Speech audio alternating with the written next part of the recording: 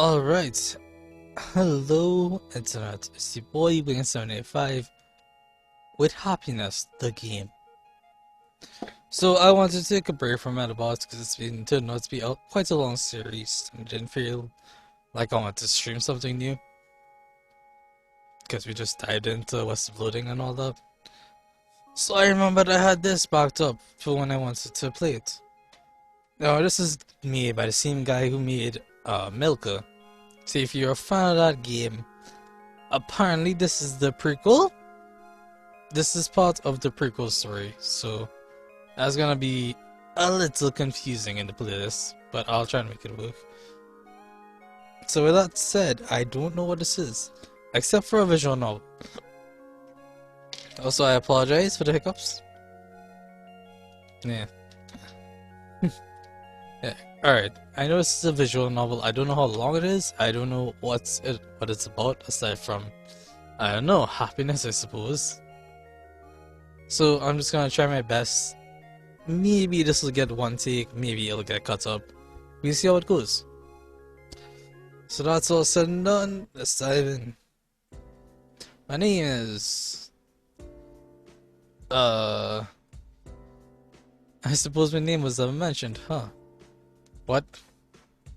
Do you perhaps know my name, Mr./Miss Player? Yeah, I do. Stop lying. The name of the main character, me, in the Happiness light novel was never revealed. The other character just addressed me with weird nicknames like Mr. Cynical or Senpai and such. What? I know your name. I know your name. Nobody asked you. No, please leave. I'm trying to explain the game to the players. I am already hit with a what situation. Wow, really? I want to talk to the player too. Oh my goodness. Is this all info? Hey there, player guy or girl. My name's Anya.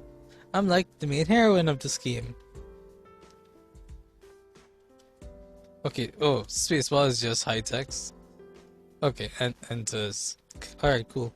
No, you're not. You're just a side character that played leads in the light novel for no reason. What? Plus, I'm the only person allowed to break the fourth wall. So shoo, leave. So mean. Fine. Enjoy your stupid presentation. Also, no, I'm concerned. Jerk!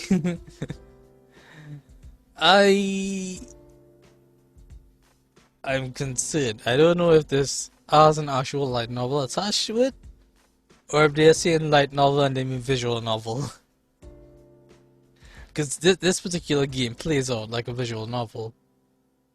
Anyway, like I was saying before I was interrupted by a certain blonde girl. This is a video game. Okay, maybe not a video game, but rather a visual novel. So it does know it's a visual novel. So there's a light novel to this? I need to go read that.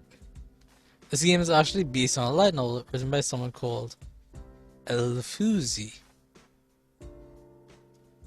I'll Google it. This game's created by him as well. Yeah, I know Fuzi a little bit. He reached out to me. Actually, I reached out to him after playing Milka, and I was like, dude, I really like what you're doing. I want to help out if in any way I can. He was just like, keep playing the games, and when he makes a new build of whatever he's up to next, which I'm not sure what he's doing actually. I know he's working on something, I don't know what he's doing exactly. He'll give me a beta or an alpha to test. And I'll get to be helpful, which is great. Hopefully I'll get to spell check all the things. This game is created by him as well. You don't see. Between you and me, that dude's lazy ass. I would not say that. Because I barely know the guy, but okay.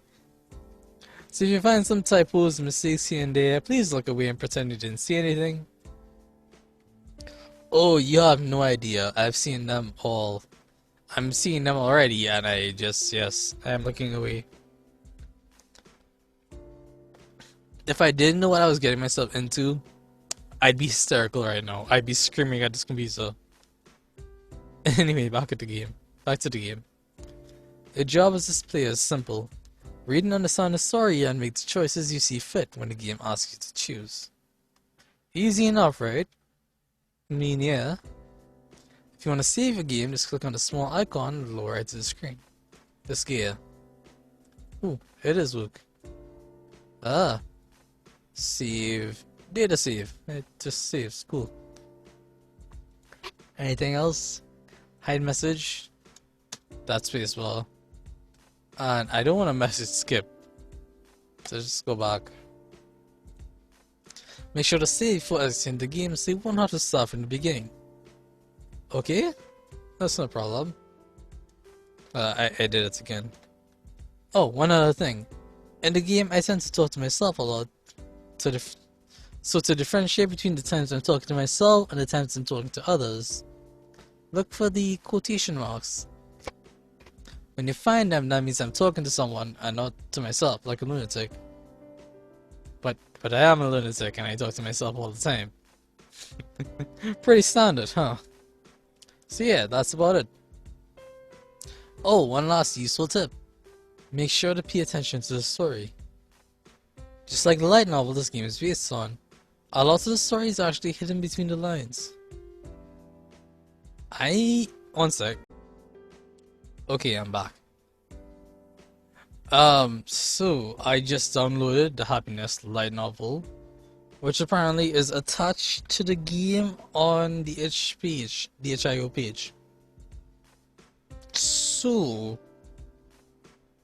I'm gonna read that after I play this, which is messing up the order, but I've already messed up the order by playing Milka first, because you know I thought it was a standalone title.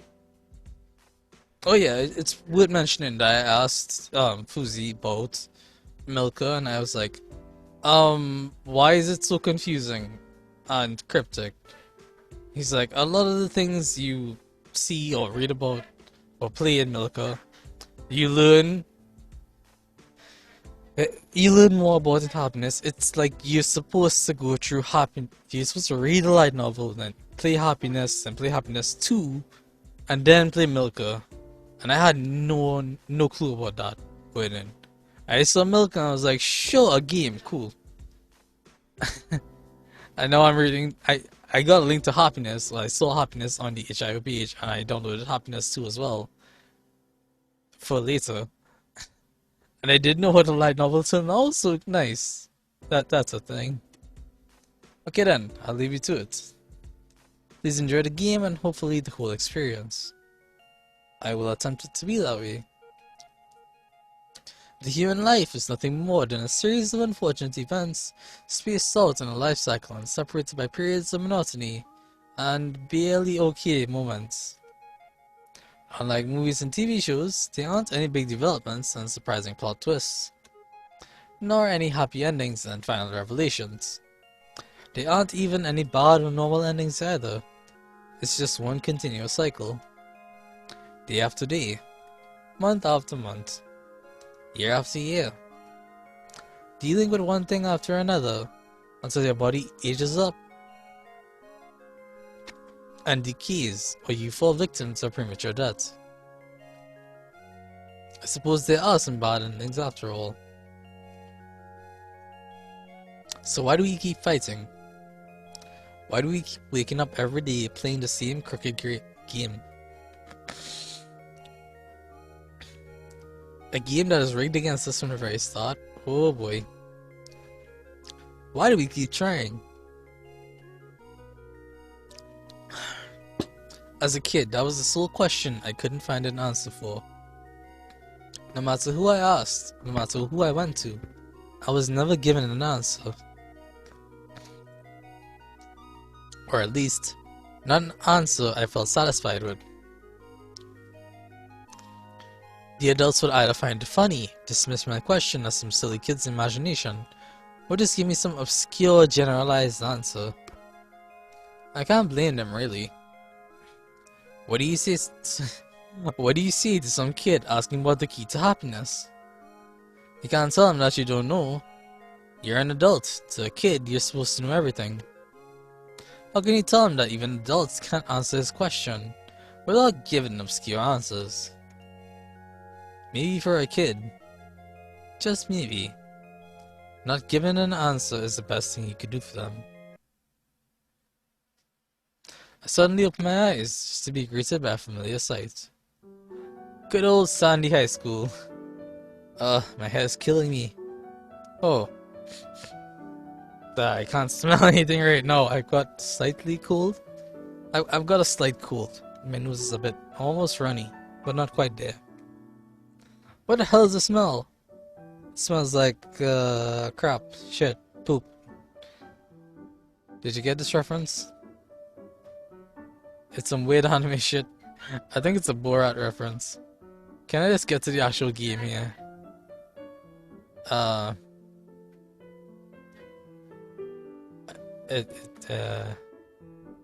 think it's a Borat reference. Bingo, did you really get the reference? Or did you just choose randomly? After all, you had a 33% chance of getting it right by just randomly picking a choice. Well, actually, it's 50%, since the third possible answer isn't really an answer to the question. Oh boy. Sorry about that. Yeah, 50%. My puppy is being very needy right now, and I don't know why. It's 50% since the third possible answer isn't really an answer to the question. But I digress. Anyway, yep, Borat is the correct answer. TV show, not the movie. It's on YouTube, I recommend you go watch it, it's hilarious, my goodness. But seriously, what is this awful smell? Seagulls? Huh? Seagulls! I looked around me. Seagulls' faces were all over the grass, and I was... Oh, seagull feces. Were all over the grass where I was taking a nap just a few minutes ago.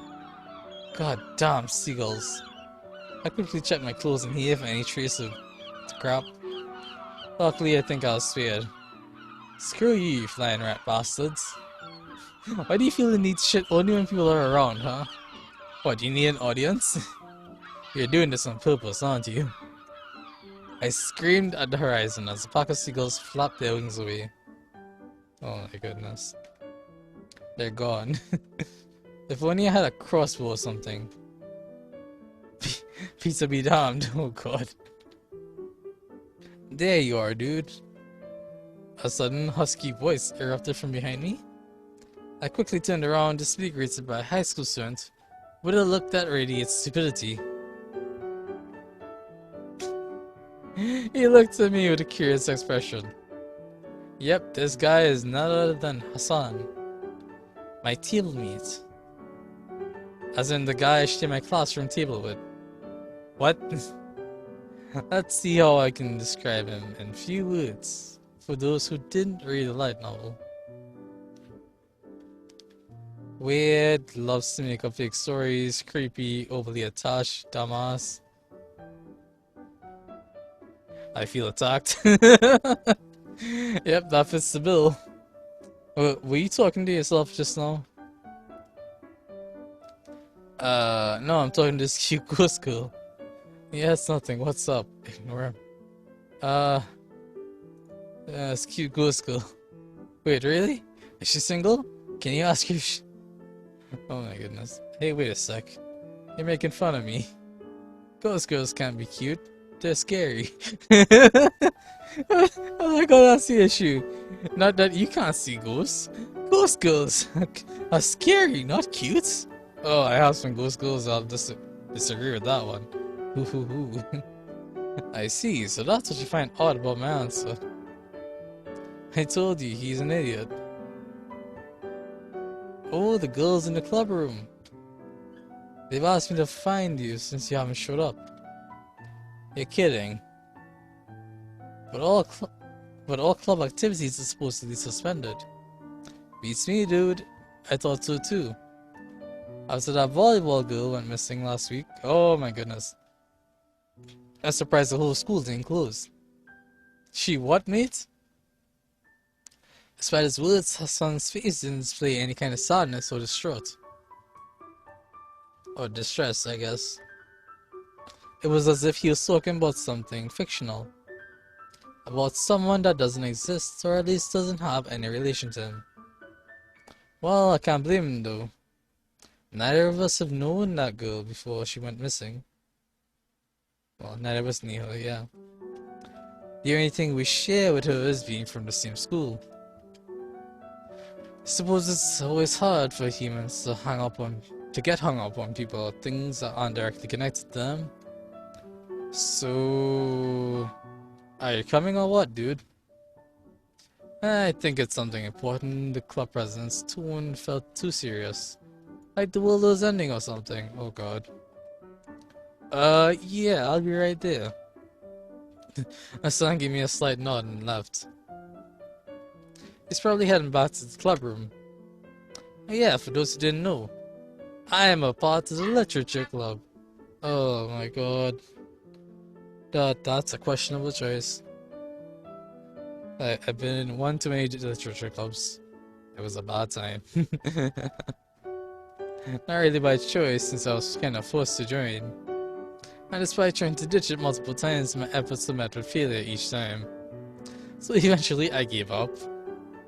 I mean, today is the 8th of April 2012. Yeah, okay, impressive. Which means only a few months separate us from the end of our second year of high school. It's a long story, but starting next year, I can quit this stupid club without any consequences. So I'm just bearing with it until then, I suppose. Okay, that's enough backstory. Let's head out to the club and see what's going on. There must be a reason for us to meet at the club in a time when the whole school is in crisis mode over that female student's disappearance. Here we are. What's with this music? After walking up the stairs for a bit, I finally arrived to my destination. The abandoned 3rd floor. Oh my god. Well, I suppose it isn't abandoned anymore since our club room is located here. Wait a sec, did I just say our club room?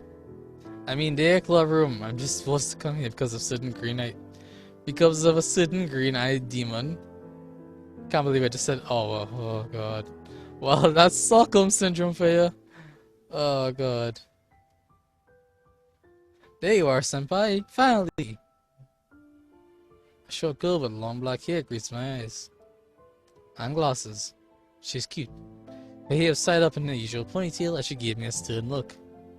This is none other than the otaku girl. She's a big fan of the otaku culture, especially anime. Hence why I refer to her by the otaku girl in my head. She has a real name obviously, but I can't really seem to remember it. Well, it doesn't matter. All you non-light novel readers need to know is that she was the 3rd member to join the stupid club. I feel personally attacked, but also I'm not gonna stop recording this just to go read a light novel. I'll read it in between. Oh, wait a sec. There's something different about her today. Stare. What is it, senpai? Why are you looking at me like that? Is there something different about you today? I think my feelings of love for you has weakened. I wanna save. I'm teased. I think I love you. What are you trying to make me say, man? Come on, be serious, please. It may not seem like it, but she and I have a complicated relationship. Not a romantic relationship, mind you, since she and I aren't even friends. Well, like, 2 people who sit together in the same club, I think. No, I'm not sure how to put it into words. Just trying to pick weird choices because you're curious to see what's gonna happen. Okay?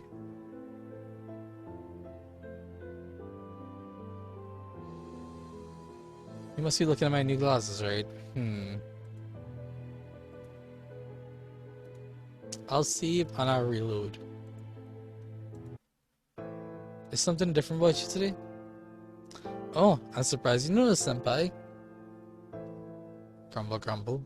Why do I feel like she just insulted me right there? You must be looking at my new glasses. Okay. Alright, if this is the way the game wants to play it, I'll be the straight man with this. I'm still curious about all the quirks and funny dialogue, but if street dialogue, if it's just played straight is how they want it, it's fine. I can do that. Mostly. I just bought them yesterday. It's not like I have bad eyesight or anything. Oh god, that's Tsundere. I just thought they look cool, so what do you think, senpai? The otaku girl peered at my face as she awaited my answer. Sure, they look good on you. It's not like they don't look good on her or anything. It's just like every time we engage in conversation, I can't shake this odd feeling of discomfort. Like there's something more to her than meets the eye. She's a Decepticon. Transformer, oh my goodness. But that's probably just my antisocial nature at work here, trying to read between the lines and look for hidden meanings and everything. Oh no, I totally forgot. I was sent out to find you since that Hosni guy returned alone. Despite we specifically asked him to bring you along. Anyways, Carmine Senpai is probably flipping out in rage right now. So come on, let's hurry back, Senpai. Okay. Walking further down the corridor, it didn't take us very long to arrive at the club room. That was located just at the end of it. The otaku girl quickly opened the door with a nervous expression on her face. I wonder why everyone is extra serious today. Especially since all we do in this weird club is just sit around and mind our own business for a couple hours. It didn't take a genius to realize that something weird was going on today. And as I pushed my worries away, I walked after the otaku girl as we entered the familiar old clubroom. About time. Oh my goodness. The one uttering these words and giving me a cool look was none other than the demon girl Carmine. Who is this Carmine girl, you ask? Man, that'll require ages to explain. Oh jeez, and I doubt this lazy writer has the patience for it. So I'll try to keep it short. Carmine was the original member of the club, and probably even the founder, but I'm not really sure about that. She's also the sole reason I'm forced to come to this club every day. It's a long story. Also, double tapping enter fixes the slow unraveling text box problem, which I wasn't sure about, but I just did it. It works. Just know that despite her practical exterior, she's actually pretty witty and cunning. I'm ashamed to admit I've been outwitted by her more than a few times. Oh my goodness. Not to mention, there are also many mysteries and vague stories about her. Despite knowing her for almost half a year now, I can't seem to get a good read on her or her motives. So lately, I'm just trying to coexist with her until the year ends, and we can leave this club freely next year. Still, you can easily tell she's not a big fan of mine. One sec. I need a drink. Okay. Got a bit more water in me, and I'm just here like, if someone's not a fan of yours, why are they coercing you and forcing you to spend time with them? I didn't realize walking up the stairs and coming here was that big a task of you. Oh my goodness. The demon girl Carmine added with a displeased expression. Where were you anyway? The demon girl addressed me and she shot me a confused look. Just hanging around. I replied, keeping my answer vague. It's not like my whereabouts matter that much, I'm here after all. And I'm more interested in learning the reason why we gathered here today. Where'd you say you found him? The demon girl added. This time she was addressing Hassan, who's sitting at the far left of the classroom. Oh jeez. Oh, I found him snapping somewhere filthy. Oh jeez. Like bird feces were all around him and stuff. I see, that makes sense. I think I was just insulted right there. Okay, we get it. Mr. Senpai is a filthy person. Now can we get to the actual reason we're meeting here today? Hey, don't go deciding stuff like that without hearing the full story.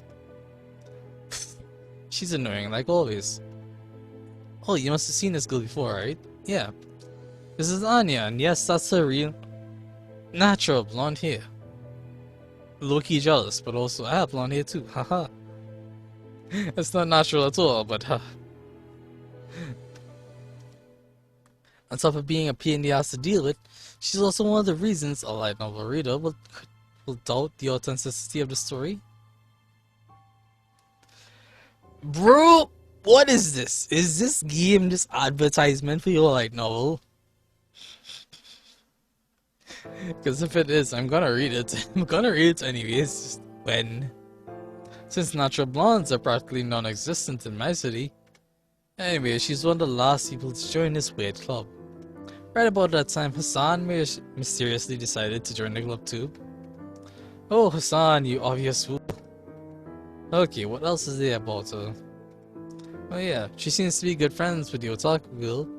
I think they've known each other since middle school or something. Fair enough, I suppose I do own everyone. Fair enough! I suppose I owe everyone an explanation for asking you all to gather here. I'm sure you all heard about the female student that went missing last week. Uh-huh. Ooh. Ah, Jesus Christ. Yeah, poor girl. Okay, it was so short. I was more taken aback by we got a close-up of Otaku girl here, which is cute enough by cuteness standards. Reasonably cute. I never spoke to her, but I usually see her around school. She was a part of the volleyball club, right? Yeah, according to the police, the last place she was seen was at the final regional match. What? What? Which was held in our very own town. Uh-huh. So, what's that got to do with us? For some reason, I can sense a bit of hostility behind Anya's words. Okay. I wonder if it's just my imagination. That's a good question. I'm sure you all must have heard about the rumors. About the reason for her disappearance might being that she ran away from home? Because of her abusive father? Okay, oh my goodness. But I believe those rumors are false. You have other rumors? Or a contact with this girl? What do you mean, Carmen-senpai? I believe she was actually kidnapped. Oh, okay. Just... It went from... She went missing. To she ran away from home because of abuse. To she was fucking kidnapped. And of these three things, I don't know which is the best. It's all fucking terrible. Jeez. Everyone. What? Fucking call it. Oh my goodness. Allow me to explain. A few months ago, the beginning of the year, I was heading out to school when suddenly a person I never saw before stood in front of me. I remember she had this distinct brown hair. It was so brown that it almost seemed orange. Like yours? She looked at me dead in the eyes and said, "If I ever disappear someday, I need you to promise me to seek the happiness your heart desires, but soul declines."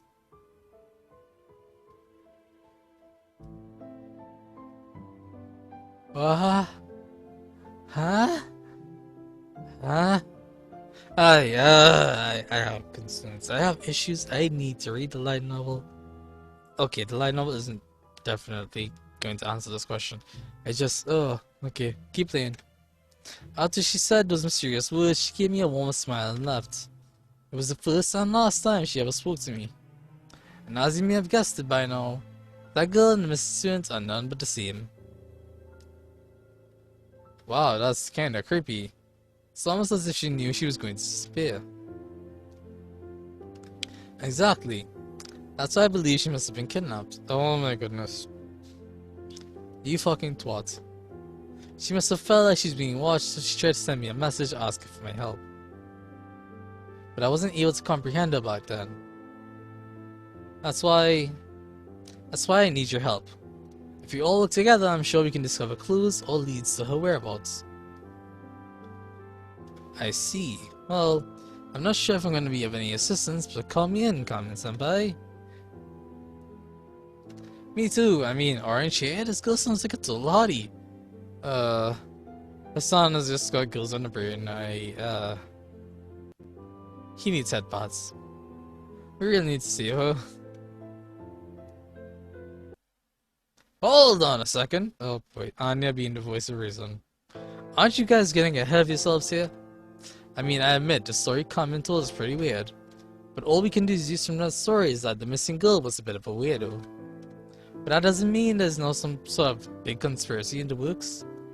If the girl truly felt she was in danger, I doubt she'd go to a Carmen, a girl she never spoke to, for help. She would have gone to the police or at least informed a teacher or something. Plus, according to Carmen, that incident was months before she went missing. Considering everything I just mentioned, the most logical conclusion would be that she ran away from home. Yes. Yes. Anya. On track. So, the way I'm seeing it in my brain right now is just that she was in the volleyball team, right? But she had an abusive dad. And because, this is speculation at this point, because of her dad's abuse, she was injured. Well, she wasn't at peak performance and they lost the tournament, or whatever the hell, and she ran away from home. She's just like, I lost, that's it, I'm never gonna find my happiness, bye life, and just ran away. The theory speculation. It's a game, Thunker! Oh god. In order to escape her abusive father, my guess is she's hiding at a relative's house trying to say hello. So let's just calm down for a second, guys. Anya's deduction is pretty fascinating. Everyone in the club stared at her with amazed eyes. Even I was amazed. I'm waiting to hear that fucking Kamen-senpai wasn't the one amazed and was just here like, but wait, what if she was kidnapped? We have to find out. That trash. Yet once again, I couldn't help but detect a bit of hostility behind her words. I mean, Carmen's basically asking them, join me on a wild goose chase. And he's just like, no! So yeah, hostility is a bit warranted. It seems I wasn't the only one to notice that. As I looked at Carmen's expression, which quickly changed to a cold stare. And this time it wasn't directed at me. Despite how logical your arguments are, you can't deny the fact that the possibility that she was really kidnapped still stands. She might be in great danger. You are a high school student, how are you gonna help? And that's exactly why we have the police force. If she's indeed kidnapped, then I'm sure trained police officers are more suited for the job of finding her. Not some high school students trying to play Detective Conan. Oh boy. Mate and Conan. Kami's expression grew much cooler as Anya continued to explain her points of view. It felt as if she was going to lose her temper any second now. When all of a sudden she spoke. But this time it was directed at me. What about you? You've been quiet all this time, observing our interactions without saying a word. Even your dimwit friend gave his stupid opinion. This is when Hassan says, hey! Close enough. Is that dimwit friend? Me? Yep, it is, buddy. I'm sorry. You can't just pretend this has nothing to do with you. As a member of this club, you must take a stand, just like everyone else here. So which one do you agree with? My conclusion or hers? Juice! I think she was kidnapped. I think she ran from home, honestly. It doesn't read like a kidnap. It reads like she ran from home. Huh. I'm glad there's someone with common sense around here. Anyways. You made the right choice, Mr. Senpai. Mr. Senpai! Oh my goodness. That's Senpai-san. Senpai-san!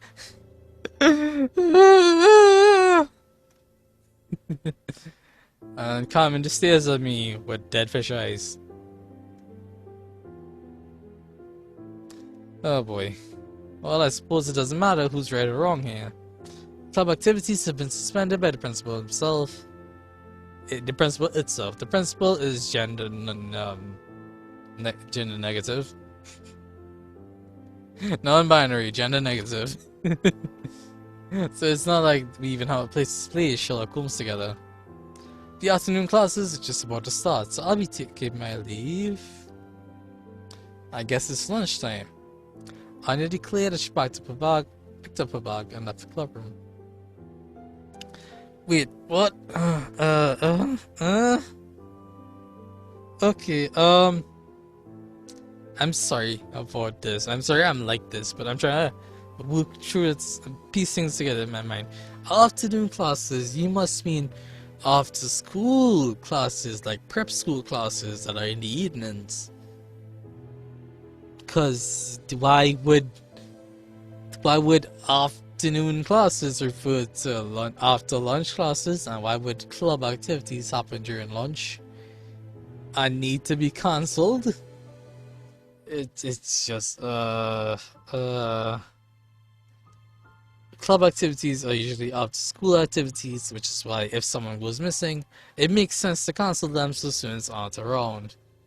But if you have students in classes in the morning and classes in the afternoon, then if club activities are during lunch, they should just keep club activities going.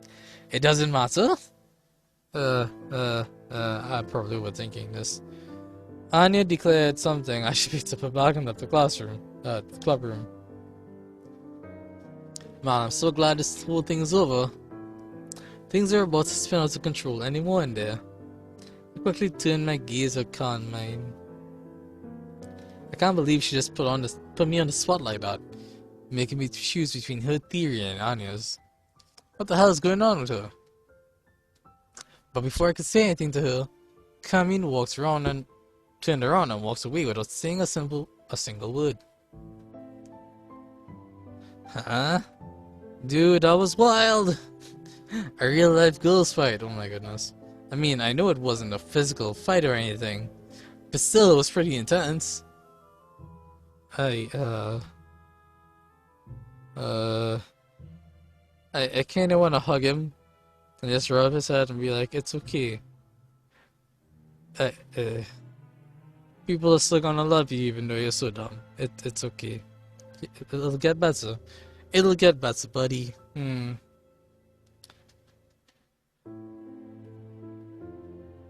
That's all you men care about, huh? Hey, don't lump me in with him. I quickly replied, trying to dissociate myself.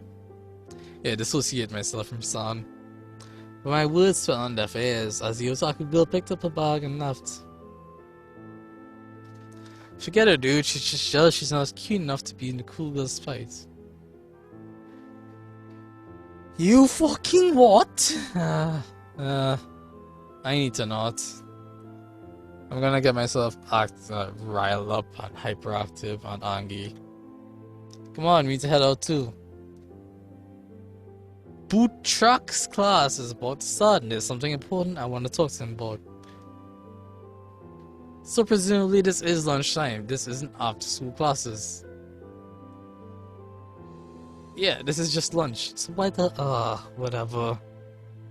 As I followed after Hassan, I let another big sigh. Long sigh. For an introvert such as myself, dealing with such complicated social interactions really put a lot of stress on me. I could use another long peaceful nap right about now. Moments out, the bird crap around this time around. Sadly, but sadly for me, I still had the afternoon classes to attend to. This is gonna be a long day. A person's life can be broken down to the choices he takes. Every choice he makes sends him down into a path different from the one he walked before. Every choice, whether it's grand or something minuscule, like choosing what to have for dinner, influences his future, for better or worse. Pretty unfair, don't you think? being tested every day of your life, being asked to make a choice every second you breathe, and then being expected to make the right choice every time, or at least most of the times. It's almost laughable, yet we continue to do so. We continue to play along with this game. And for what? Happiness? We wake up every day in the hope that the choices we make will bring us one step closer to our goal, to our dream of one day achieving true happiness. But that's simply impossible. Oh my goodness.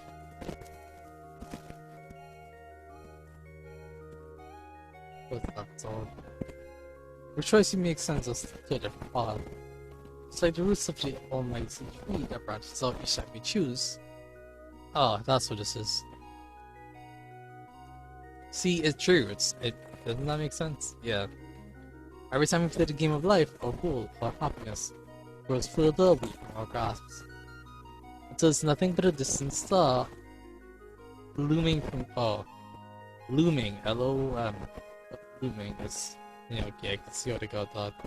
Looming from the horizon, mocking us for the lack of resolve and strength to achieve it. This problem was never with picking the correct choice over the wrong one. No, the problem was the idea of choosing in itself. It took me 19 years to understand this, to comprehend my foolishness. But the moment I did was the moment I became free. The moment I became me. And the moment I understood what must be done. I opened my eyes just to be assaulted by a major pain in the back of my head. What the hell is going on?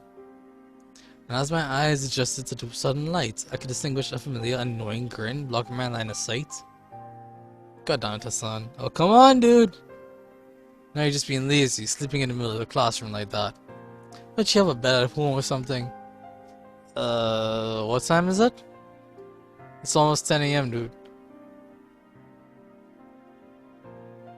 10 AM?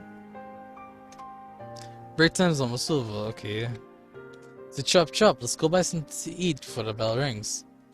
Maybe you can meet some cute girls on the way. Oh god. You go ahead, I'll catch up once this headache disappears. You're lost, dude. Be seeing you. Son gave me one last obnoxious smile before he finally walked away. It's been a couple of days since what happened in the club room. Club activities are still suspended, and there isn't any news about the missing girl. Since that day, I haven't run into any of the club members either. Except Hassan, of course, but he's my tailmate, so I can't really shake him off. I wonder how many times I wish for something to occur to spare me from going to that stupid club. But none of my wish has finally been granted. I can't see him exactly pleased by it. I had a feeling I'd find you here. Mysterious voice. Oh god, it's... I was hoping it was Anya. It's Carmine. Quickly turned around to be greeted by a brown-haired girl with deep green eyes. Hi, buddy. Glad to see you're taking your beauty sleep quite seriously. Huh? What are you doing here? Unable to hide my astonishment, I spoke the first words that came to mind. I mean, can you blame me? In all the time I knew her, she never came to my classroom once. I need to talk to you about something. Okay, sure, what is it? What's wrong? Nothing. That was odd. Why'd she fall silent all of a sudden? You mind if we skip class? It's gonna take a while. Sure. I have PE next class, so I doubt they miss me. Alright, let's go somewhere we can talk. To the roof!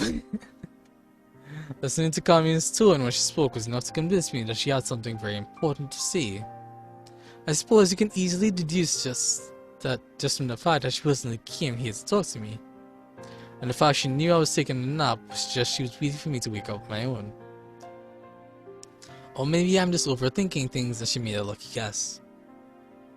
Either way, that doesn't matter. I mean, it's likely that she came to look for, like, it's recess, so she came to look for you during recess and saw that you were awake and that you just woke up actually. And it's fine. And probably Dr. Hassan, because Hassan is just, which I respect as a choice. Let's go see what she has to say. Yeah, the roof. It's so troops. Oh, it's all the troops. I call the troops. I'm too fucking on me. I'm a weeb. Oh god, yes. After gradually walking up the stairs, we arrived at the roof. A colorful view greeted our eyes. I just want to admire this roof. Ah, it is a nice view. Look at those clouds. God, I could feel the cool fresh air. Oh, I miss hanging out on rooftops. Ah! If someone has a rooftop for me to hang out on, please invite me. I want to just chill on the roof. It'd be fun. We don't need beers. We don't need anything. We just chill. Oh, God. Yeah, okay. Enough of that. No matter how much I despise. No matter how much I despise the city, I can't deny how gorgeous it looks during the early spring. Kami took a step back. Oh, she took a deep breath. And a step back, why not?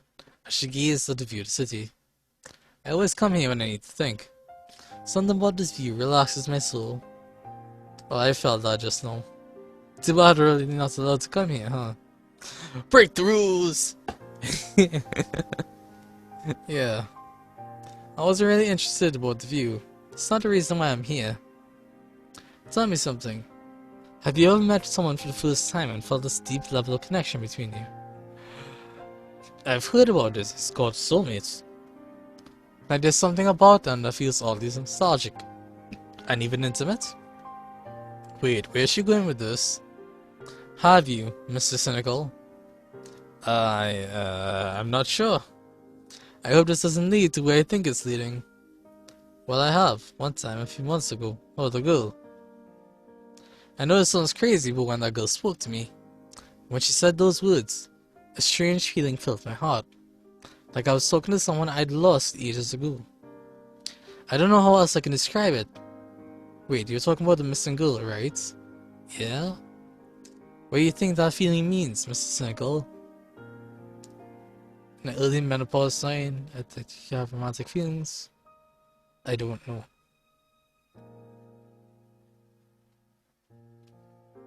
Okay. The early menopause is not an option. That's not a sign at all. Fuck that answer. The sensation of soulmates, like you feel like you've known someone for a long time, even though you just met them, doesn't necessarily mean romantic. It can be entirely platonic. So I'm not gonna say romantic feelings. So I'm just gonna say I don't know. I see. I suppose it's unfair of me to ask you for an explanation about something I myself don't understand. Camille gazed back at me, her usual cool stare replaced by an anguished expression. And suddenly it happened. A sudden gust of wind intruded on our conversation. The wind ruffled Camille's long hair mercilessly. It's very windy up here. Camille quickly reached her head with a swift move. With a swift move, she tied her long brown hair into a single ponytail. Oh. What? What? Oh, it looks so good tied up, though. Oh. What is it? Why are you looking at me like that? I'll help you. Huh? I'll help you find that girl, I promise. Huh? You seeing that all of a sudden? Don't you want my help? Yeah, I do. It's just... Okay then.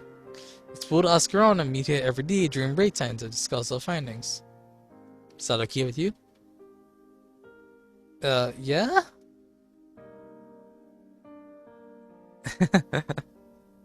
I like that. She ties her hair into a ponytail and just... It takes her breath away. I'm just like, I'll do it. It's the power of Moe.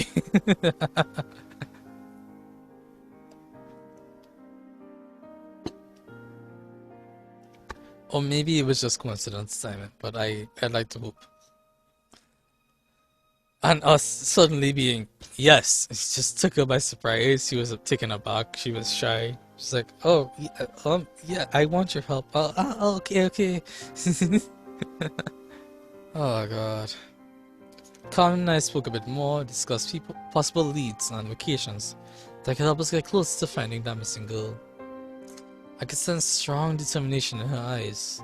She really wanted to find this girl no matter what it took. But what about me?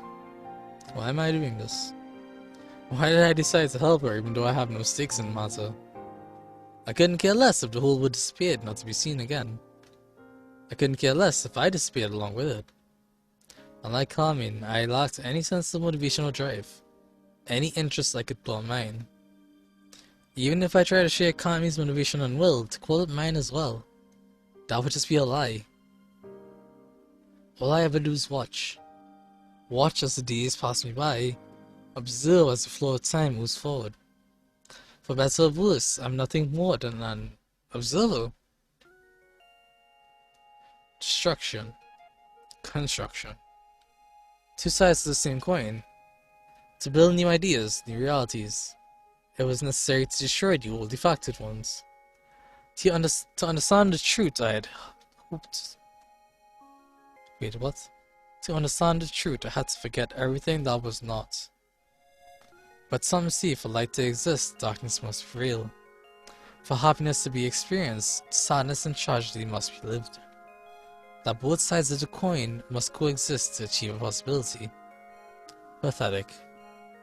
Those are nothing but defeatist excuses. Pointless excuses to justify their weaknesses. To put their mind at ease, to sleep a little better at night. Truly pathetic. Happiness, sadness, joy, depression, these are not fixed circumstances. Rules to be respected. They do not govern our lives and dictate our future, unless we believe they do. Happiness, joy, peace, love, sadness, loss, hatred, pain. These are consequences, not causes. They are to follow, not to be followed. They are to be controlled, not to be allowed. And to be deleted? The true path of happiness leads with this very same notion. A path that can't be reached but rather constructed. And I'll be the one to do so with these very same hands. I'll be the one to create a happiness that will never fade.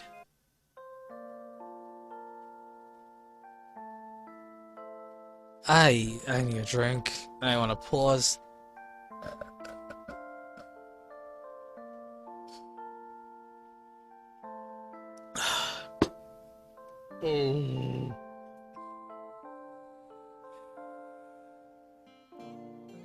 Okay. It's no surprise, it's no new thing, it's no revelation. This game's kinda weird. But, I don't know. There's something strange about not exactly the meta commentary. Okay. Let's put it like this. There's two arcs going on in this story. One is the missing girl arc, which is what we're playing through with our character. This is where we interact with all the other people, and we're trying to find this girl, right? And it reads strange. Because it's all about people, really. It's all about dealing with people. Whether it's making fun of Hassan because he's a girls guy, or being honest and straight up and real with Anya and Carmine. Because I'm not gonna lie, Anya had good points in the fight earlier, the discussion, the debate, whatever. She had a good point. It reads more like she ran away than she was kidnapped. But then seeing Carmine, realizing she asked us a question we didn't know the answer to. And then, again, seeing her with her hair tied up, apparently just struck a chord. It just hit a note inside of us, and it's just like, I'll do it. Whatever the truth is, I want to find out with you. It's it's about people. It's about being, not necessarily being together, but figuring out things. It's about learning and interactions. Interactions is so important. That's one story. And then there's this. I I I don't know how to explain it. It's the shot you get after every interaction, the one that feeds back to the sea of stars. It on various images. Like last time it was the roots, just now it was the tree. It's so strange. It's all about pursuing happiness, but then it twists on itself and says there's no path to happiness. You have to construct it. And then it twists you on itself even more, and it's like there's no compromise. There's no acceptance. You don't you aren't happy unless you're out there making your own happiness come true. And everything else is just complacency. It's acceptance. It's defeatist mentality. It's just you're not going to be the best. You're not going for that perfect ending. So what are you really doing? You're just suffering by. You're just idly getting through it, I suppose. But where's the happiness in that? Where is the satisfaction? Where's the goal? Where's the joy? And it's just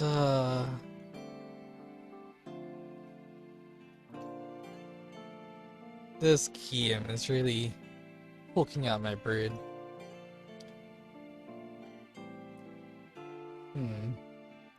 Suddenly opened my eyes just to be greeted by a familiar sight.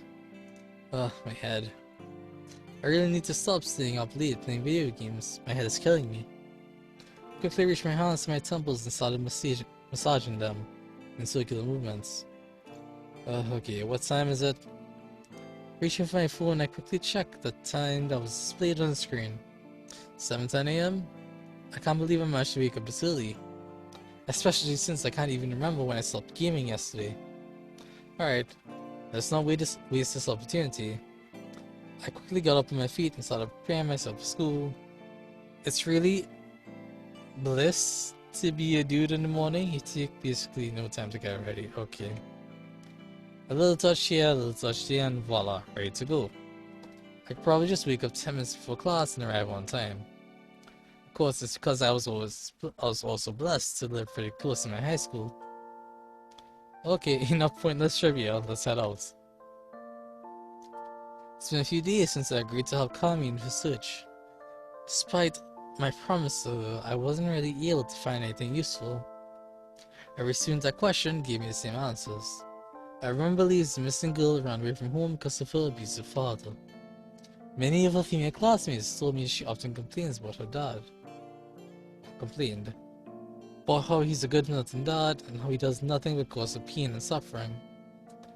I have to say, after hearing all the stories, I'm starting to share their opinion as well. I mean, if this was a movie or a TV show, something fictional, you'd ultimately jump on the most thrilling possibility.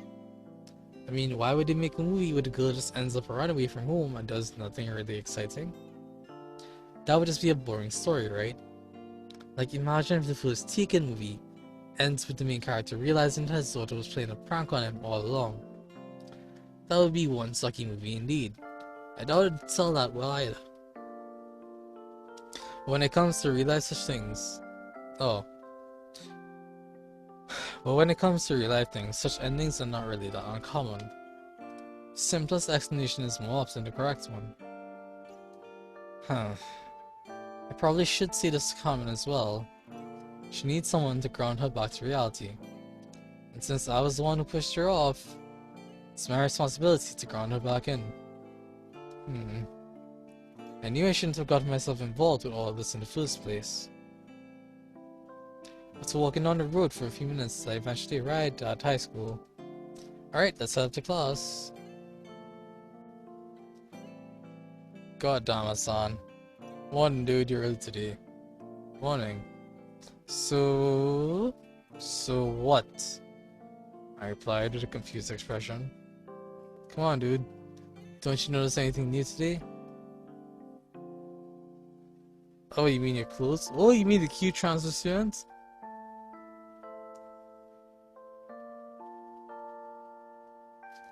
I know I said I was gonna play it straight, but I don't like Hassan, so transfer student it is. What? No way, where is she? Where is she? Man, I picked the perfect day to wear my Babe Magnet uniform. I was gonna point out you missed the TM, Babe Magnet TM uniform. Yo, what now? And why do you directly assume the transfer student is a girl? Well, duh, dude. A mysterious transfer student joining classroom for. Oh, my truth. Can I not English? Ah, water. Water quench my thirst. Well, duh, dude.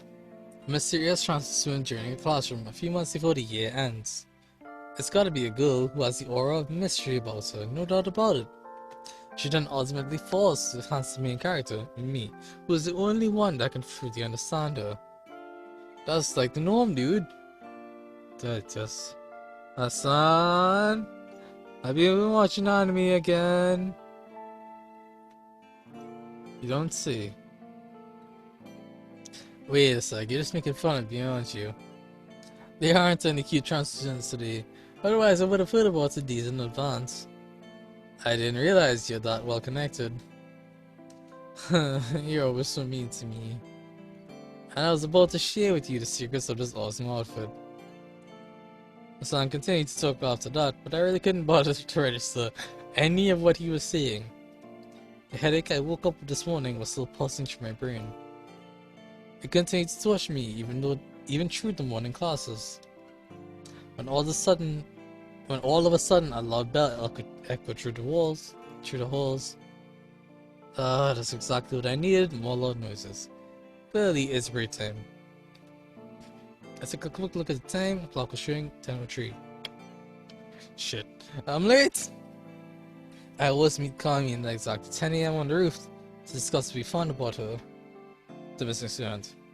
I gotta hurry up. Moving through the stairs while avoiding getting hit by the students walking by, I arrived at our usual meeting location, school's roof. As I frantically looked around, I noticed I was the only one present here. Huh? Is she running late as well? No. Somehow I doubt that. She must have waited and left when I didn't show up. Yeah, that sounds like something she'd do. She probably said mean things about me under her breath as she left. Okay, let's head back down and search for her. But where should I look? Go to the clubroom, go to the classroom. Her classroom. Who cares about her? Let's go hit some kids. Hassan!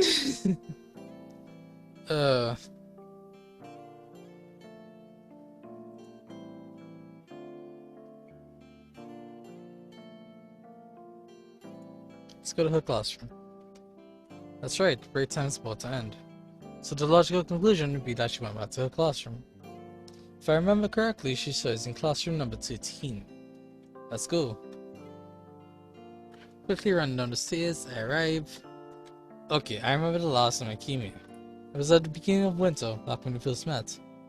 I remember I was trying to find her back then as well, although for completely different reasons. Man, it feels like it's been ages since that day. Wait, what am I doing reminiscing at a time like this? Let's search for her, okay? Making my way through the group of the chattering girls that blocked the entrance, I gazed around the classroom trying to spot a certain brown-haired girl. Damn it, she isn't here! Where the hell she go? Did I just pick the wrong place to search?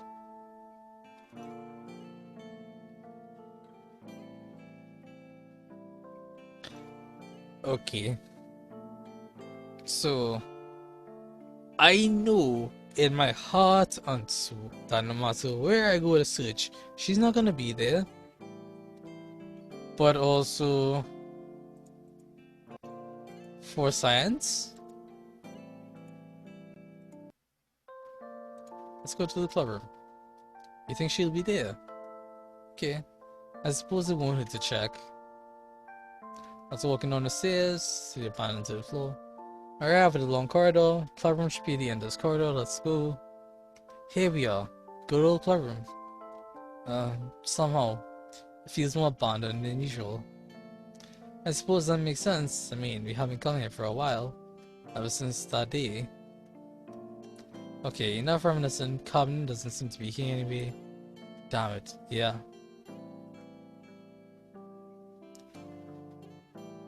I knew it. Just wanted to see. And I loaded because I wanted my original choice. Continuing to run school, I even checked the administration building. But she was nowhere to be found. Damn it, where is she? Oh, senpai. I had a feeling it was you. Oh, hi. Wow, why are you so sweaty? Were you running away from a teacher? Huh? What kind of student does she think I am? Well, it doesn't matter. Oh, that's perfect. I should ask about Carmen. Hey, have you seen our club president? You mean Carmen senpai? No. I haven't seen it today. Actually. It's a bit weird, isn't it? I see. Why? Do you need her for something? I guess you could say that? Yeah, kinda. Ooh, I didn't realize you guys were friends. I mean, outside the club, of course. The otaku girl replied as she let out a small chuckle. Oh god. Hey! Oh. Hey, if you really want to talk to her, why not call her on the phone? I don't really have her number. I quickly replied as I looked away. Sorry. I'm used to Cecil being normal. Seriously? I mean, she gave me her phone number. She gave her phone number to everyone in the club? Even your creepy friend Hosni has her number? Okay, I'll call her for you right now. The otaku girl declared as she picked up her phone and started searching through her contacts. There it is. Okay, it's ringing. The ringing? The moment the otaku girl said that, an odd sound caught her ears. That's the phone ringing. Cell phone's ringtone? A really old ringtone as well? Who the hell says this ringtone, a brother? Wait, this ringtone. The otaku girl suddenly yelled as she started searching for the origin of the sound. She then kneeled down and picked up an old-looking cell phone from the ground. Exactly as I thought. This is Carmen senpai's phone, no doubt about it. You what? Okay, I'm going to assume it was in grass. And not extremely visible, as old phones are with their grey hinges. Sorry, their grey tones.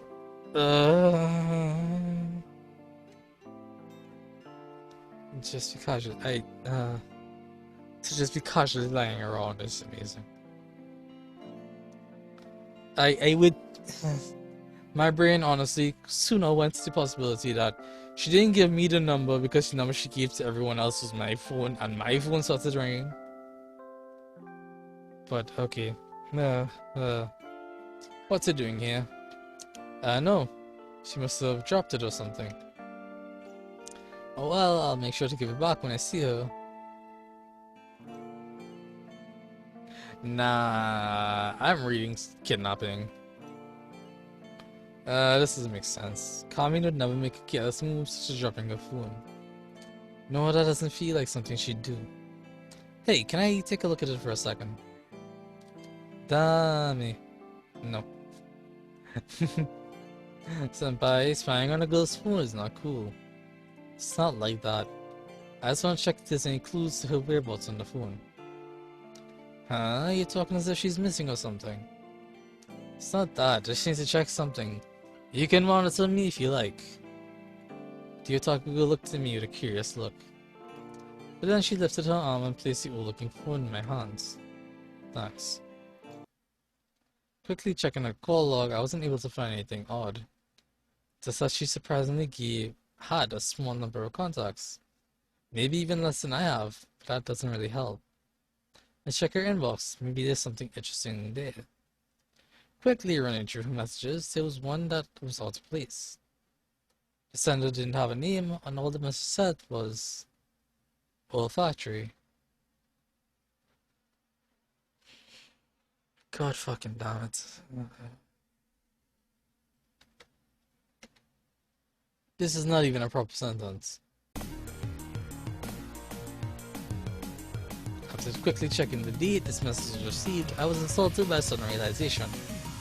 12th April 2012, 9:58 AM. This was just sent out today, just a few minutes ago. That means olfactory. That could be where she went. I threw the cell phone back at the otaku girl and started running away. And the Sonic music kicked in. What's wrong, senpai? Senpai! Oh god. Running around at the speed of sound. The places to go gotta follow my way. I sing that song badly too much. There's only one abandoned factory I can think of, the old Salem Wood Factory on the east side. It's been abandoned for almost 10 years now, ever since that fire. She must have gone there. I know that message didn't exactly say come to the old wood factory, but I have a strong feeling that's what it meant. I don't know how I can describe it. I just feel like there's something very important for me out there. Quickly running through the city, I crossed the road and started heading east.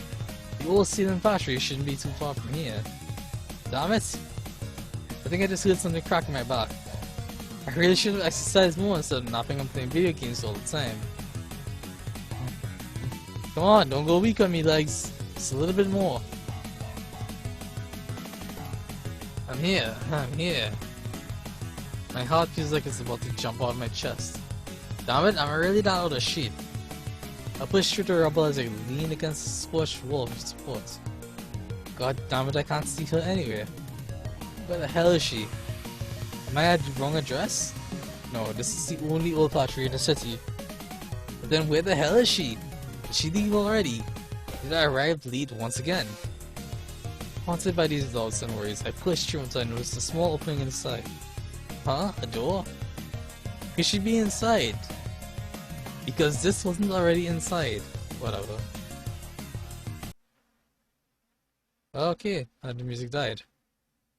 Quickly opening the door, I pushed myself inside the room and yelled, "Carmen! Are you here?"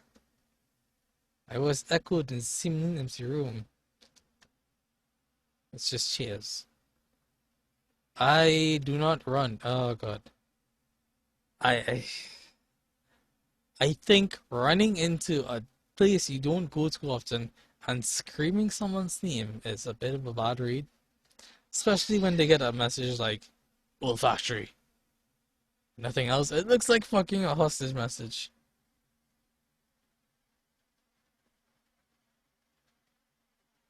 Okay. When all of a sudden, a weak voice caught my ears. Huh? At the far right of the empty room, I could distinguish a silhouette of a person hunching down. Their body laying still as if they were just another broken furniture in a spooned room. Barely keeping my lord breathing under control, I came closer to the figure that lay in front of me. I lifted their head slowly to gaze at their face. A girl covered in bruises grazed in my eyes. Carmen, is that you? Wait, something's off. She isn't Carmen. She's the same deep green eyes, same features. She's not really her. I gazed back at the girl in astonishment.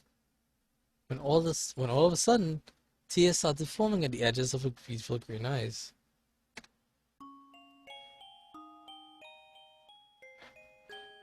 Goddess? Oh, you really came to save me. Oh god. This, Carmen's younger sister?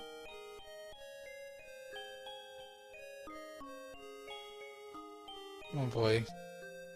The girl slowly closed her eyes as tears kept falling quietly, gently down her cheeks. When all of a sudden, the girl jumped at me, wrapping her short little arms around me. I knew you'd come for me.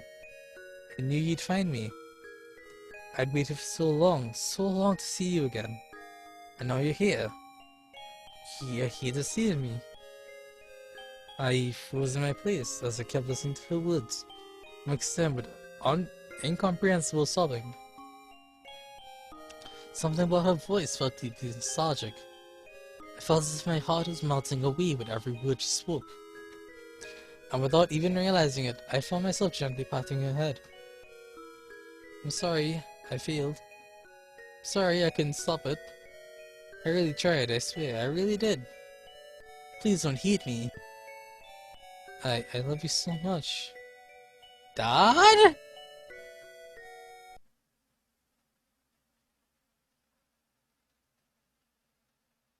Okay, Carmen's daughter.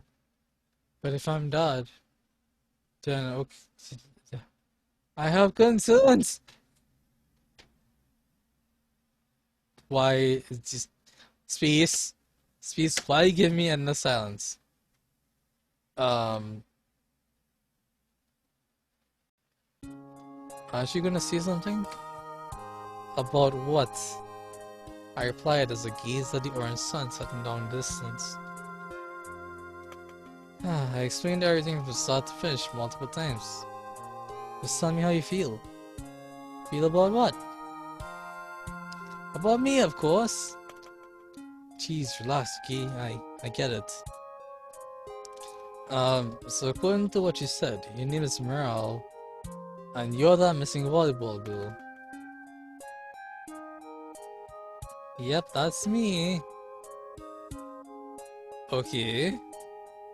But you're also a time traveler who came here from the future to save the world? Well, from one of the futures, there isn't just one, but multiple for different timelines and possibilities. And the reason you were lying down the olfactory is because an interdimensional criminal kidnapped you and tortured you for important information. Yep, I'm not sure how you managed to expose my identity though, I was pretty careful. Sure, that makes sense. Wow, I'm surprised how accepting and open-minded you are. I'm in shock. Main character Kun is in shock. Yeah, but you know who's more accepting and open-minded? Professional doctors. You were just kidnapped and brutally tortured. They'll help you sort out your confusion. So you don't believe me after all.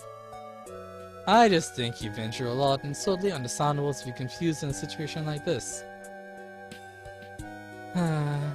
It's okay, I'm used to it. You never believed anything I told you as a child. Not just me, even Mom complained about your lack of trust for others. It's just who you are. Unable to find a proper answer to what she said, I decided to remain silent. Perhaps confused in my silence, the orange-haired girl came closer to me, suddenly wrapped her short arms around me. Let's call a hug! But it's okay, I still love you very much, Dad. Dad, I wish you stopped doing that. If someone saw us hugging in the middle of the street, they'd get the wrong idea. It seems that she firmly believes she's my daughter who came from the future. Even if she was just kidnapped and abused by someone I still don't understand.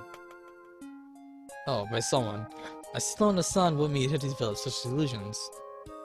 Her delusions are illogical and incoherent. They go against every shred of logic and sanity in this world.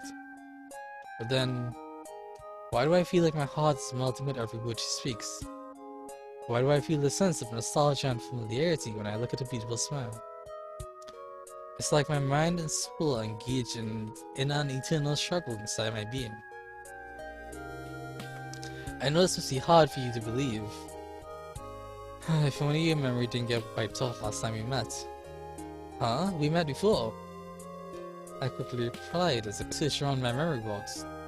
Have I met this girl before? I couldn't remember. But if we did meet, that would explain this nostalgia. Yeah, we met in 2018. Which I suppose is the future when you consider things from your point of view.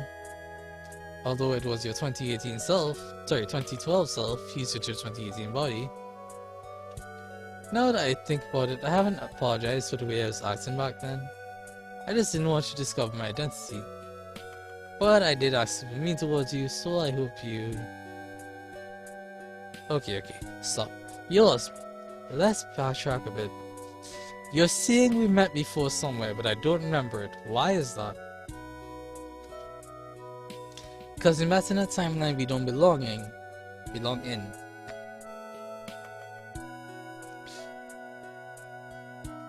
And unlike me, you didn't have the TSR. So when time corrected itself, your memory was like, You lost me again. What the hell is the TSR? Hehe.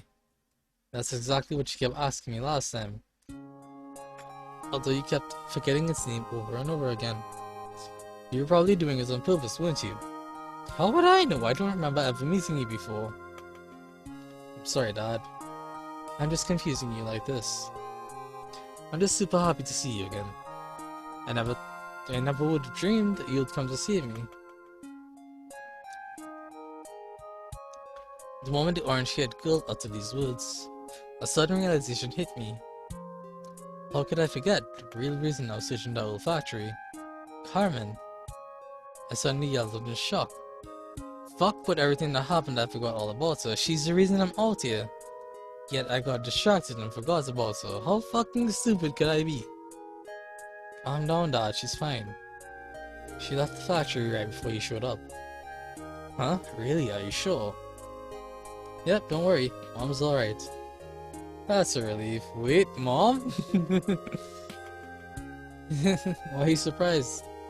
Mom and I look practically the same at this age. But that means Carmen and I, no, will be, The orange-haired girl gave a sly smile as she observed my total confusion. If I were to believe her story, then that would mean Carmen will be my... No, what am I doing? This girl's obviously under trauma, she's confused, all she's seeing is delusions and incoherent thoughts, created by her confused brain. Right? Oh god. As I gazed at the sun that was moments away from disappearing into the horizon, I couldn't help but wish to be awakened from this weird dream. To be told that this was all fiction created by the messed up brain of a hack writer. But the longer I stared at the horizon, the more I realized this is really happening.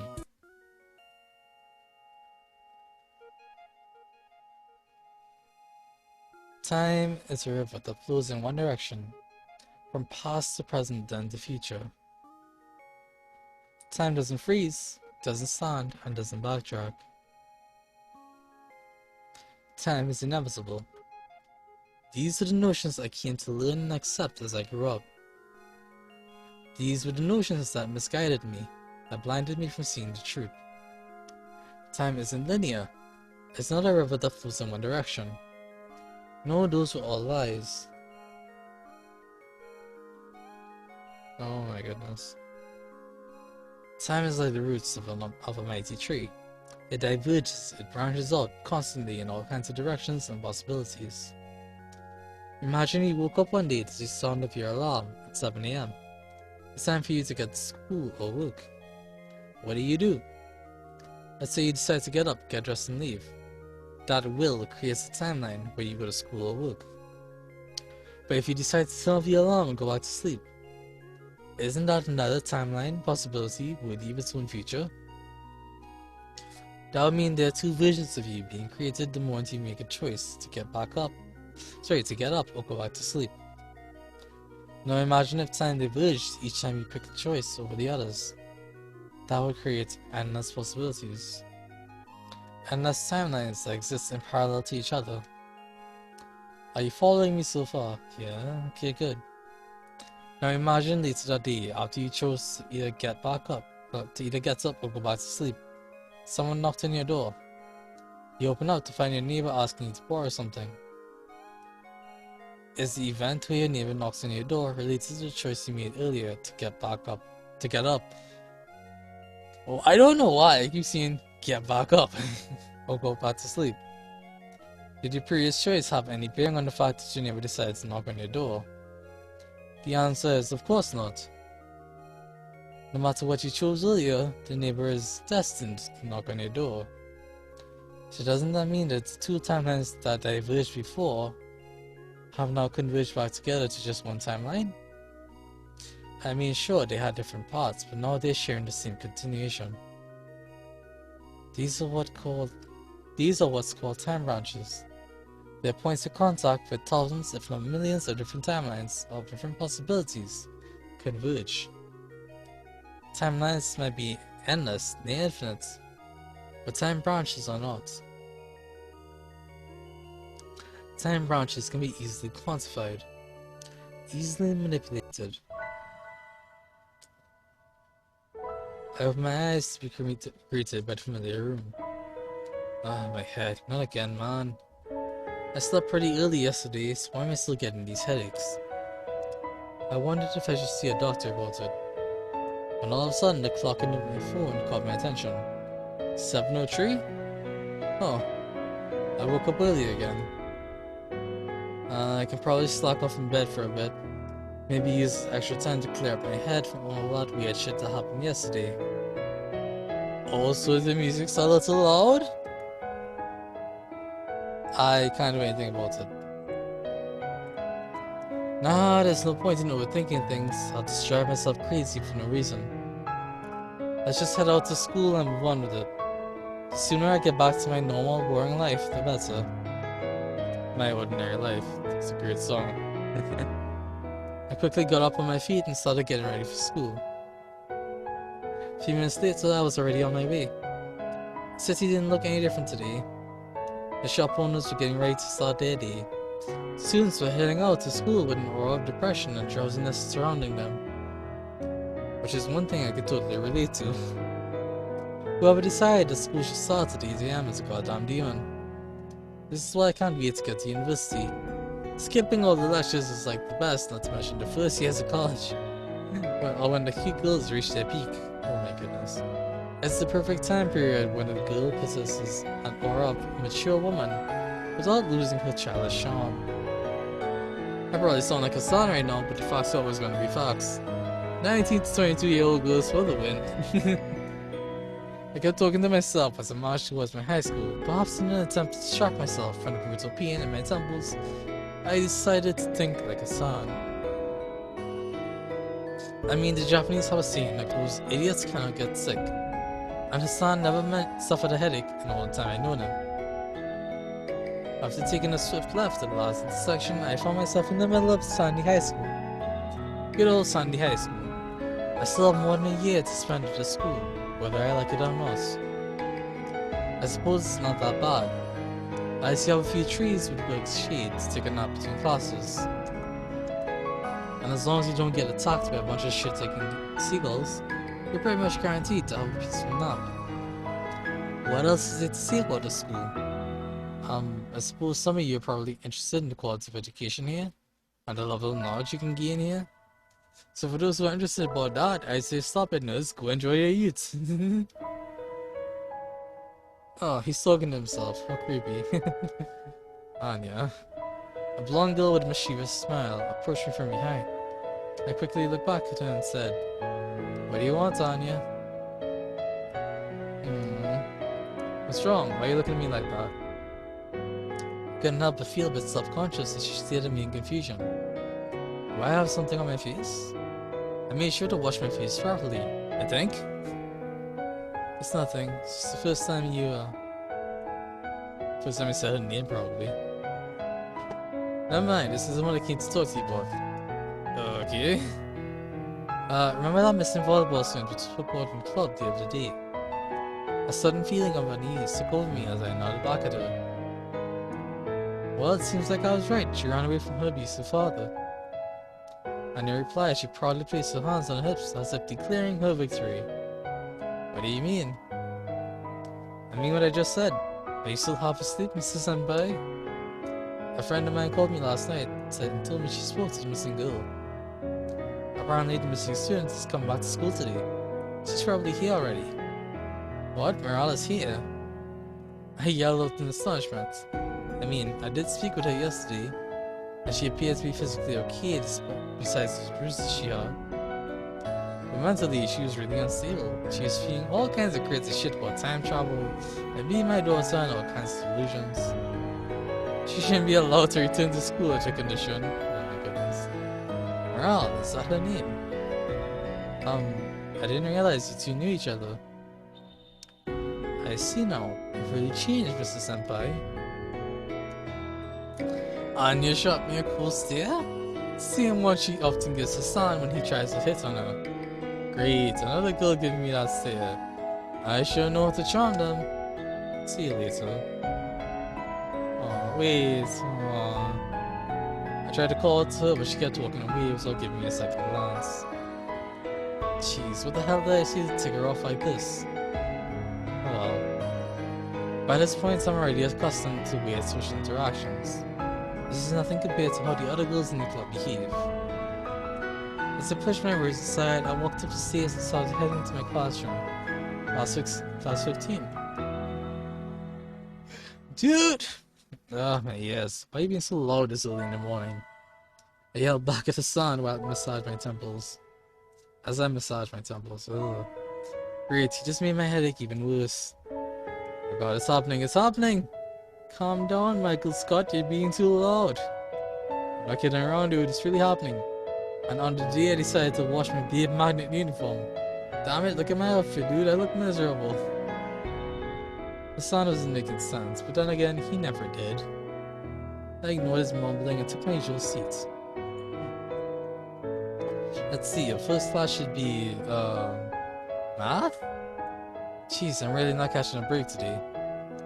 As I went out to check if I brought my math book, Hassan ran close to me and declared with a nervous expression on his face. Check it, dude, she's really here.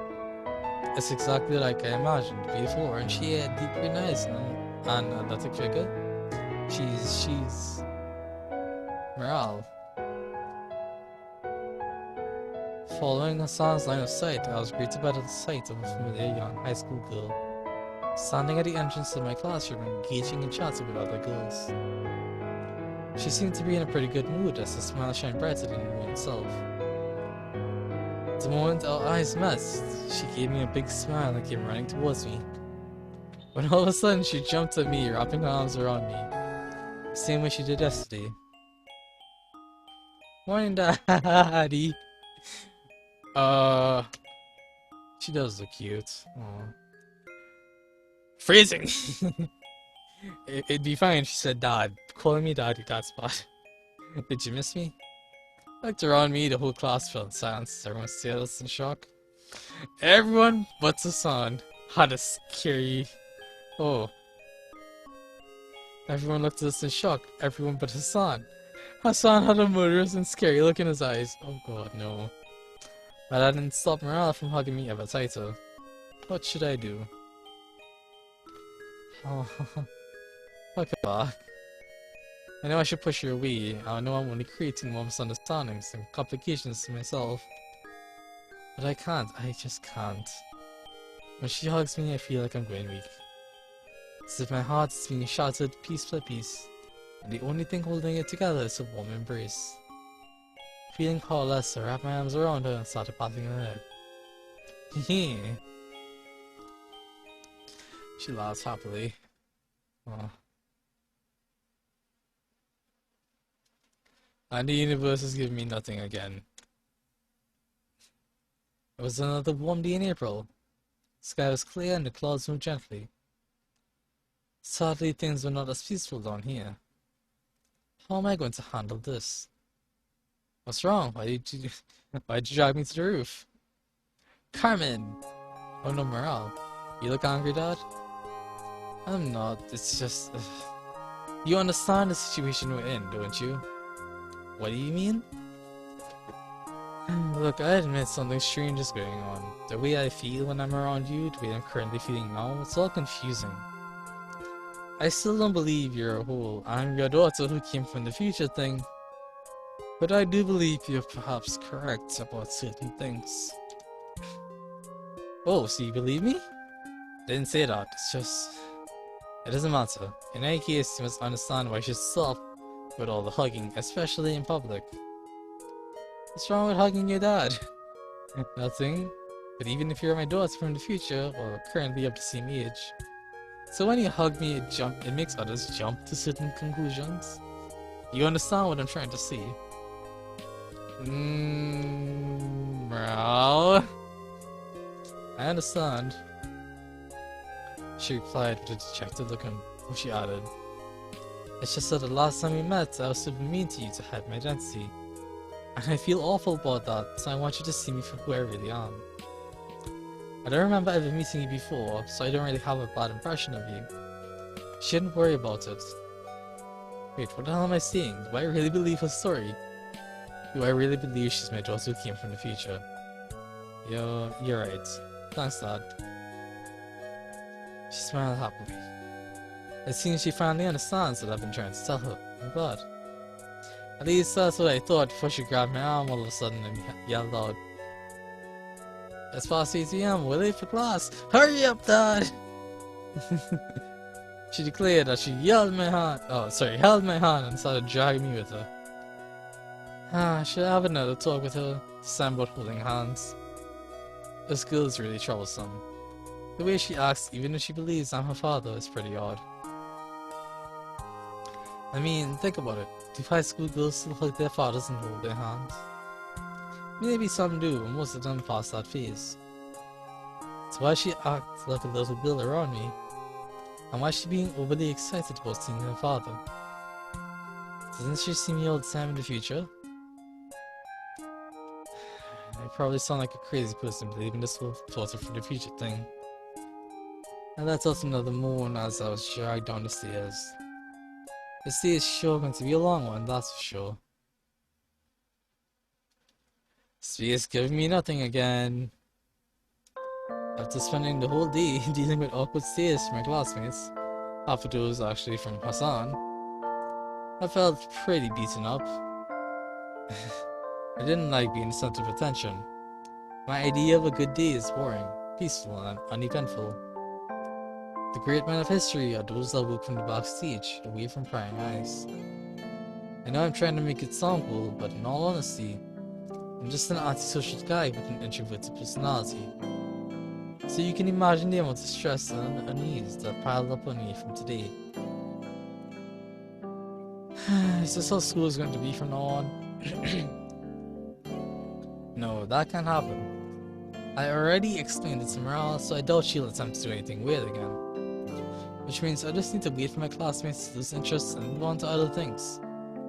There you are, finally! I turned around just to be greeted by a familiar face. The hair was weirdly tied up in a ponytail. She gave me one of her usual high school stares. I'm assuming this is not Morale. I mean, no, thank goodness. Your creepy friend gave me a spiteful look when I tried to ask him for your whereabouts. She's probably talking about Hassan. Well, it doesn't matter. I want to apologize for not showing up at the usual time yesterday. It was a very rare thing to see calm and genuinely sorry, so I was taken back a bit. It's fine. I quickly replied as I fixated my gaze on the sight of the sun setting out in the horizon. I was kinda relieved to see her again. I thought for sure she got herself in trouble when I saw a text message on her phone.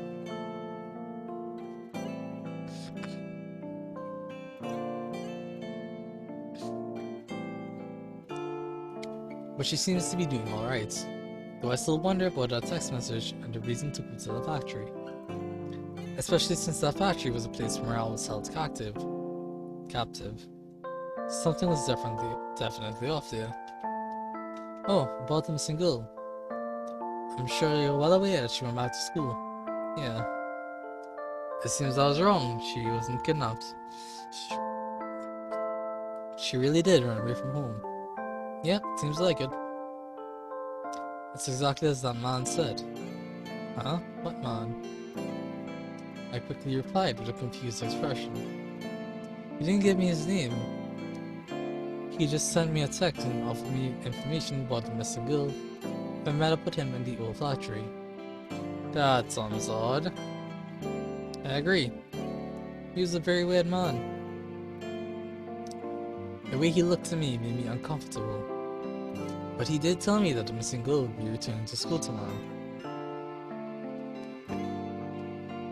I apologize for my phone, but I'm hoping to get important messages. Wait a sec. You're saying that the old man at the factory knew she was going back to school yesterday? Yeah, it's pretty odd. He spoke as if he was completely confident about that. I first thought that he was her father. I mean, that would explain things, but he appeared too young to have a daughter of her age. So I'm guessing he's a neighbor or a relative. Nope, Carmen is terribly wrong. That man isn't a relative or a neighbor. He was there at the old factory and he knew she'd be returning soon. That man is Morale's kidnapper. An interdimensional criminal according to her. Are you an idiot? Huh? You heard me. You want to meet someone you don't know just because he sent you a shady message to meet him in an abandoned place? Are you out of your mind? He could have abducted you or worse. What were you thinking? Unable to contain my anger, the truth slipped out my mouth as I yelled at her. I was just... you're right. Huh? You're right. I was careless. The shock of being right when you're arguing with a girl. Unable to find a proper response to this unusual situation, I decided to remain silent. Carmen's face bore a unique expression. It reminded me of the face of a small child being told off by her parents. It was an expression I never thought Carmen, the demon girl, would display. Or rather, was able to display. It was kind of, cute! Oh my goodness. Unable to stare at it anymore, I looked away. Following that, a long silence filled the air as we continued to walk on the path. Carmen continued to look down with the same expression on her face. And I did my best to look away. This was probably the most awkward situation of the day. And that's counting the whole morale thing. Wait a sec, morale. Didn't you say something interesting yesterday? Something concerning Carmen. Yeah, that's right. When I spoke about Carmen, Morale called her mom. I first believed that Morale was just being one of her post-trauma delusions. But if I'm starting to believe the whole daughter from future thing, doesn't that mean Carmen can actually be Morale's mom? Which means Carmen is going to be my future cult? Can I ask you a question? Huh? Surprised by her sudden words that I thought a surprise sound. I don't usually listen to such things, but the rumors going around, rumors about you. Oh boy. Are they true? Carmen peered at my face and she waited my answer. Whatever rumor you heard today is nothing but that, a rumor. Really? Really? Really, really? Really, really? I see. Another long silence followed after that, and before any of us said another word, we found ourselves at the last intersection. Comments from a well-known family in our town, so her house is situated on the Upper East Side, the fancy neighborhood. See you tomorrow. Yeah. After saying our goodbyes, we broke off without saying another word as we headed our separate paths. Looking down on my feet, I noticed I was walking much slower than usual. Could it be because I had to match Carmen's pace all this time? Or could my feet be trying to tell me something? Something my mind was too dense to comprehend. Last time I spoke to you about time branches, points of contact where thousands or even millions of different timelines converge, before diverging once again into different paths. These time branches would obviously require huge amounts of energy, or rather potential, to be able to properly house all those timelines and maintain the very fabric of time. This was the first conclusion I arrived at, but then I was quickly facing another major question. Where is all that energy stored? And what kind of container can hold such massive power?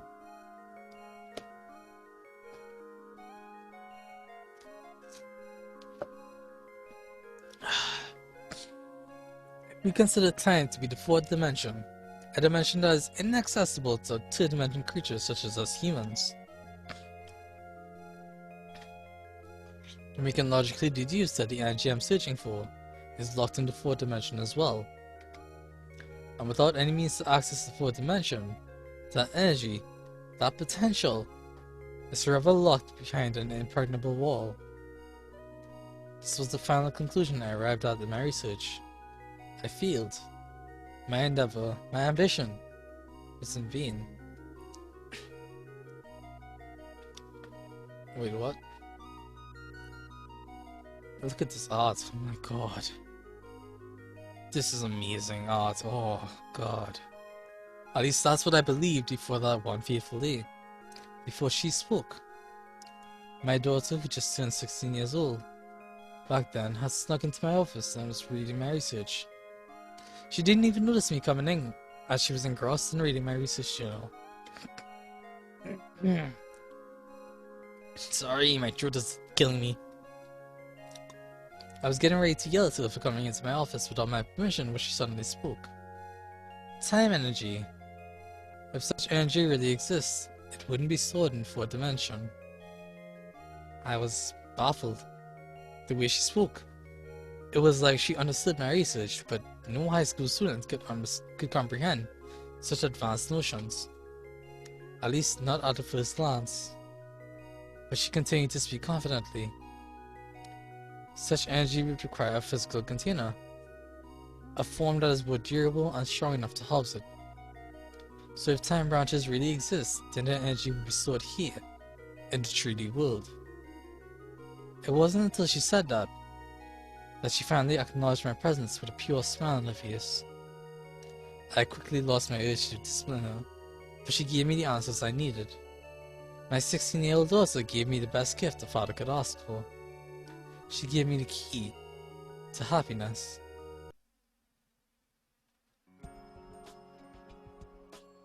I quickly opened my eyes, greeted by a familiar sensation. Not again, it's been almost a week. Why am I still waking up with the same headache over and over again? That's it, I'm gonna get myself checked out tomorrow. I just hope it's nothing serious. While massaging my temples, I took a look around me. I was laying on the grass under a tree. Right, it came here to take a nap before the afternoon classes start. I wouldn't say my nap was exactly pleasant, but at least I didn't get shit on by some seagulls, so I give it a B+. The moment I thought that to myself, I felt a sudden presence behind me, so I quickly looked around. Hehe, busted! It's Morale, she's cute. Morale, what are you doing here? I was just watching you nap, you're really talking me asleep. Were you having a bad dream? I don't think so. I don't know. I can't seem to remember my dreams lately. I see. So it had already begun. What do you mean? Nothing. Now scoot over. I want to sleep under a tree as well. Huh? Before I could raise an objection, Morale is already laying on the grass and urging me to give her some space under the tree. Sheesh, what a troublesome girl. Despite I had to talk with her multiple times already, she still wouldn't respect my personal space. Well, at least she stopped hugging me in public and saying stuff that could be easily misunderstood. My daughter isn't completely hopeless, I suppose. Did I just say my daughter? Oh yeah, I did. You know, despite... Fucking hell, my throat.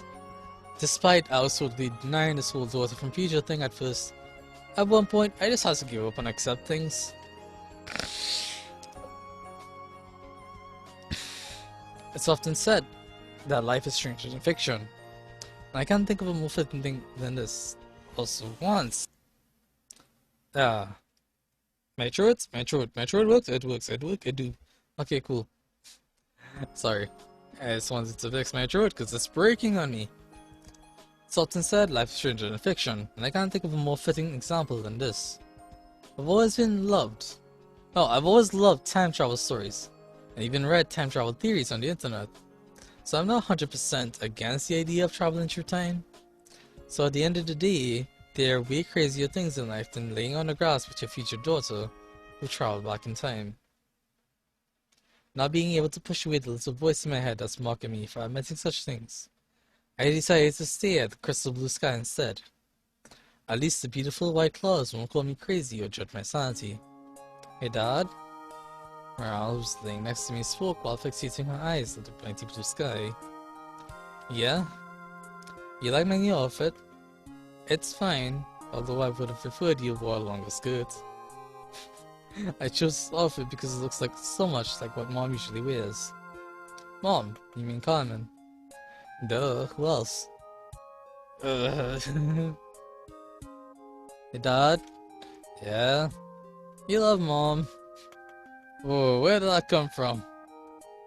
I quickly replied as I stuttered in my words.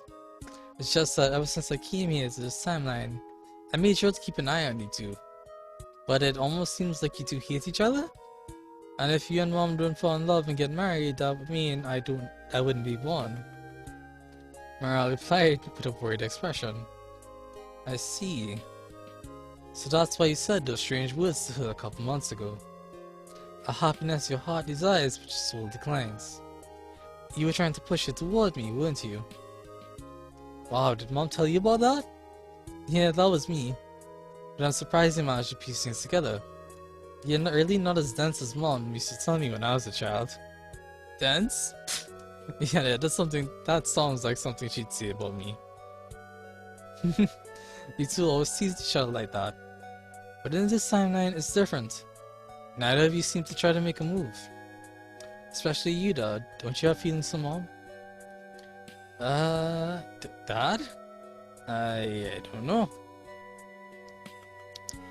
The moment I said that, I got up on my feet and started looking away, as if avoiding her piercing gaze that was demanding answers I didn't have. I see! Mara replied as she shot me a sad-looking eyes. I felt as if my soul would shatter if I continued to gaze at it, so I looked away and said, I don't really understand my feelings towards her. I can't give you a solid answer. It's okay, Dad, I understand. No, you really don't. Huh? I might not understand my feelings towards her, but there's something I'm 100% sure of. What is it? My feelings for you. I realized what I said was kind of cheesy, so I decided to shift my gaze back to Morale to see what kind of expression she had. When all of a sudden, I love you so much, Dad, she declared as she once again decided to wrap her short arms around me. Jeez, my daughter is a cheesy person, just like her father. We spoke a bit more after that. I made sure to remind her once again to avoid doing or saying stuff that could be misunderstood by others. But she just puffed her cheeks and waved me goodbye, saying she had to go to volleyball practice. Ah, that girl. But she did remind me about something. Club activities. Since Morale returned to school safely, the principal announced that club activities would be resuming starting today. Can't believe I forgot about that. I think I just got used to the extra free time and it slipped my mind. Oh well, I should probably head to the club room before Carmen sends someone to pick me up like I'm some sort of lost child. Heading up the stairs, I quickly arrived at the abandoned third floor. The long corridor was devoid of any sign of life. I guess everyone is already at the club by now. Walking down the long hallway, I've arrived outside the last classroom in the path. I could hear voices from the inside. It seems I was right, everyone's already there. With a swift move, I turned the knob on the door and walked inside the classroom. Noticing my arrival, the club went silent as the other members gave me cold stares. Sorry I was late, I said with an apologetic look on my face, but no answer was received. They just kept looking at me like I was a ghost or a demon or something. It was starting to get awkward when all of a sudden someone stood up from their chair and spoke. Good of you to finally join us. It was Carmen who broke the silence of one of her usual complaints, accompanied by her familiar ice-cold stare. Also, it seems she dropped the ponytails down back to her usual hairstyle. I wonder why she changed it in the first place. Oh well, who cares? I should stop talking to myself before I add to the awkwardness. I lowered my bag and took my usual seats at the far right of the club room. Carmen gave me one last look before she continued talking. Anyway, like I was saying, club activities are officially back, so make sure to join the club room at the usual hours. I suppose that's it. Any questions? I have a question. Oh, hold on a second. The Admiral just joined the club. Everyone in the club room turned around at the person uttering these words. Oh, Hassan. Okay, cool. Oh, the rumor is true. Are you and Miral dating? Hassan declared with a dejected voice as he addressed me. Bruh. Taken aback by Hassan's sudden and direct question, I failed to find proper words. Stop it, Hosni. You shouldn't pry on others' personal affairs. Stop calling me Hosni. My name's Hassan, and you know it. Plus, I'm just asking the question that we're all thinking about. Nesreen is right. Oh, she has a name. Oh, we're talking about this Nesreen. She has a name. Oh my goodness. Such topics are personal and shouldn't be pried upon by others. Carmen declared confidently. Wait a sec, didn't she ask me the same question yesterday? Who's this Nesreen she's talking about? And yeah, let him talk. I want to know the answer as well. It's best to address the elephant in the room before everything comes crashing down. Is she calling me an elephant? Hassan, you poor idiot. Damn it, Hassan. It seems I'm once again put on the front stage. I doubt I can just brush this off by remaining quiet or changing the subject. I need to say something. But what should I tell them? No, we're not dating. Yoshi and I are a couple.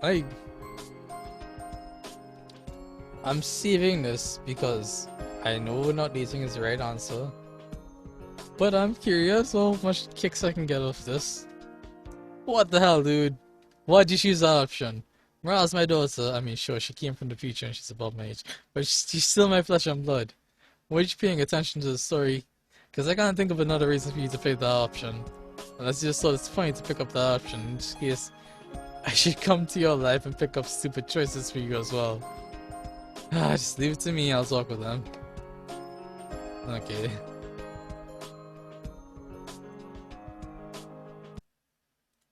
Yeah, we're not dating.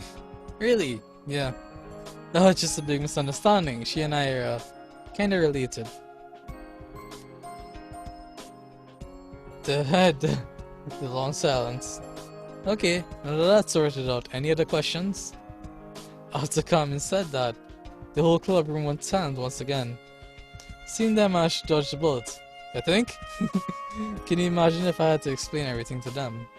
Jeez, I'll be in a sharp jacket in no time. As I looked down at my feet, I couldn't help but wonder, when did my life become this chaotic? The rest of the day was relatively quiet, since Morale was too busy with her volleyball practice, and she didn't pay me a single surprise visit. Hassan returned to his usual mood, his creepy smile once again plastered on his face. But I was still getting odd looks from the other students in the classrooms, so things weren't all peachy. But I didn't mind that because tomorrow was the weekend. Finally, a day I can truly relax and clear up my head. Or at least that's what I thought. Why does it have to be today? Okay, so here's some backstory. Yesterday night, just before I went to sleep, I got a phone call. Which was weird in itself because I rarely receive phone calls. I mean, my phone is on airplane mode half the time to save battery. Anyway, what was really odd was the phone conversation itself. The caller was Morale, who asked me to meet her at the shopping mall during the weekend. Of course, I quickly refused, even though she's my daughter. I deserve some me time, especially with all the crazy shit that happened these past few days. But then she called it an emergency, something to do with the reason she traveled back in time. I was gonna refuse again, but the urgency in her tone made me hesitate. And voila! Here I am, standing in the women's clothing wing at 9 AM in the morning. I probably got to most size these past few days in the 17 years I spent on this earth. Anyway, where is she? It's way past 9 a.m. Don't tell me she overslept. I swear she got stuff from me. Come on, Morale, don't leave your pop singing. When I stand still like this, I get the urge to pee. Sorry for being late. Sudden voice emotion behind me. Finally, man. About freaking time me. Huh? Carmen? Morning. What are you doing here? What do you mean? I was invited, same as you. Morale invited you? Yeah, didn't she tell you? She, must have forgot. I see. Well, on my way back home yesterday, she called me out and asked me to help her shop for some new clothes. She said she couldn't rely on you since you're a guy and don't know fashion. I see. Damn it, Morale, what the hell are you up to? You guys are pretty close, huh? If you're going shopping together and everything. Yeah. She and I were close since childhood, you know how cousins are. I quickly replied, trying to do my best to not sound like a terrible liar. Cousins? I see. Well, I was surprised when she invited me out, but I have to admit I'm very curious about her. Remember that strange feeling I told you about last week? Yeah? I felt it again when I talked to her yesterday, and it's even stronger than before. This is such a bothersome situation. What the hell are you thinking, Morale? Just when I was about to curse out her name, a familiar sound greeted me from behind. Sorry for being late! Oh, everyone's here, that's awesome. After greeting us with a big smile, Morale grabbed each of us from their hand and let out a cheerful scream. Let's go! She kept dragging us around from store to store. She was so especially energetic today. Like a kid in a sugar rush, which, I mean, it makes sense, because she's basically having a shopping day with her parents. Oh, God. After visiting half a dozen clothing stores, I was pretty beat. But Carmen didn't seem to mind it that much.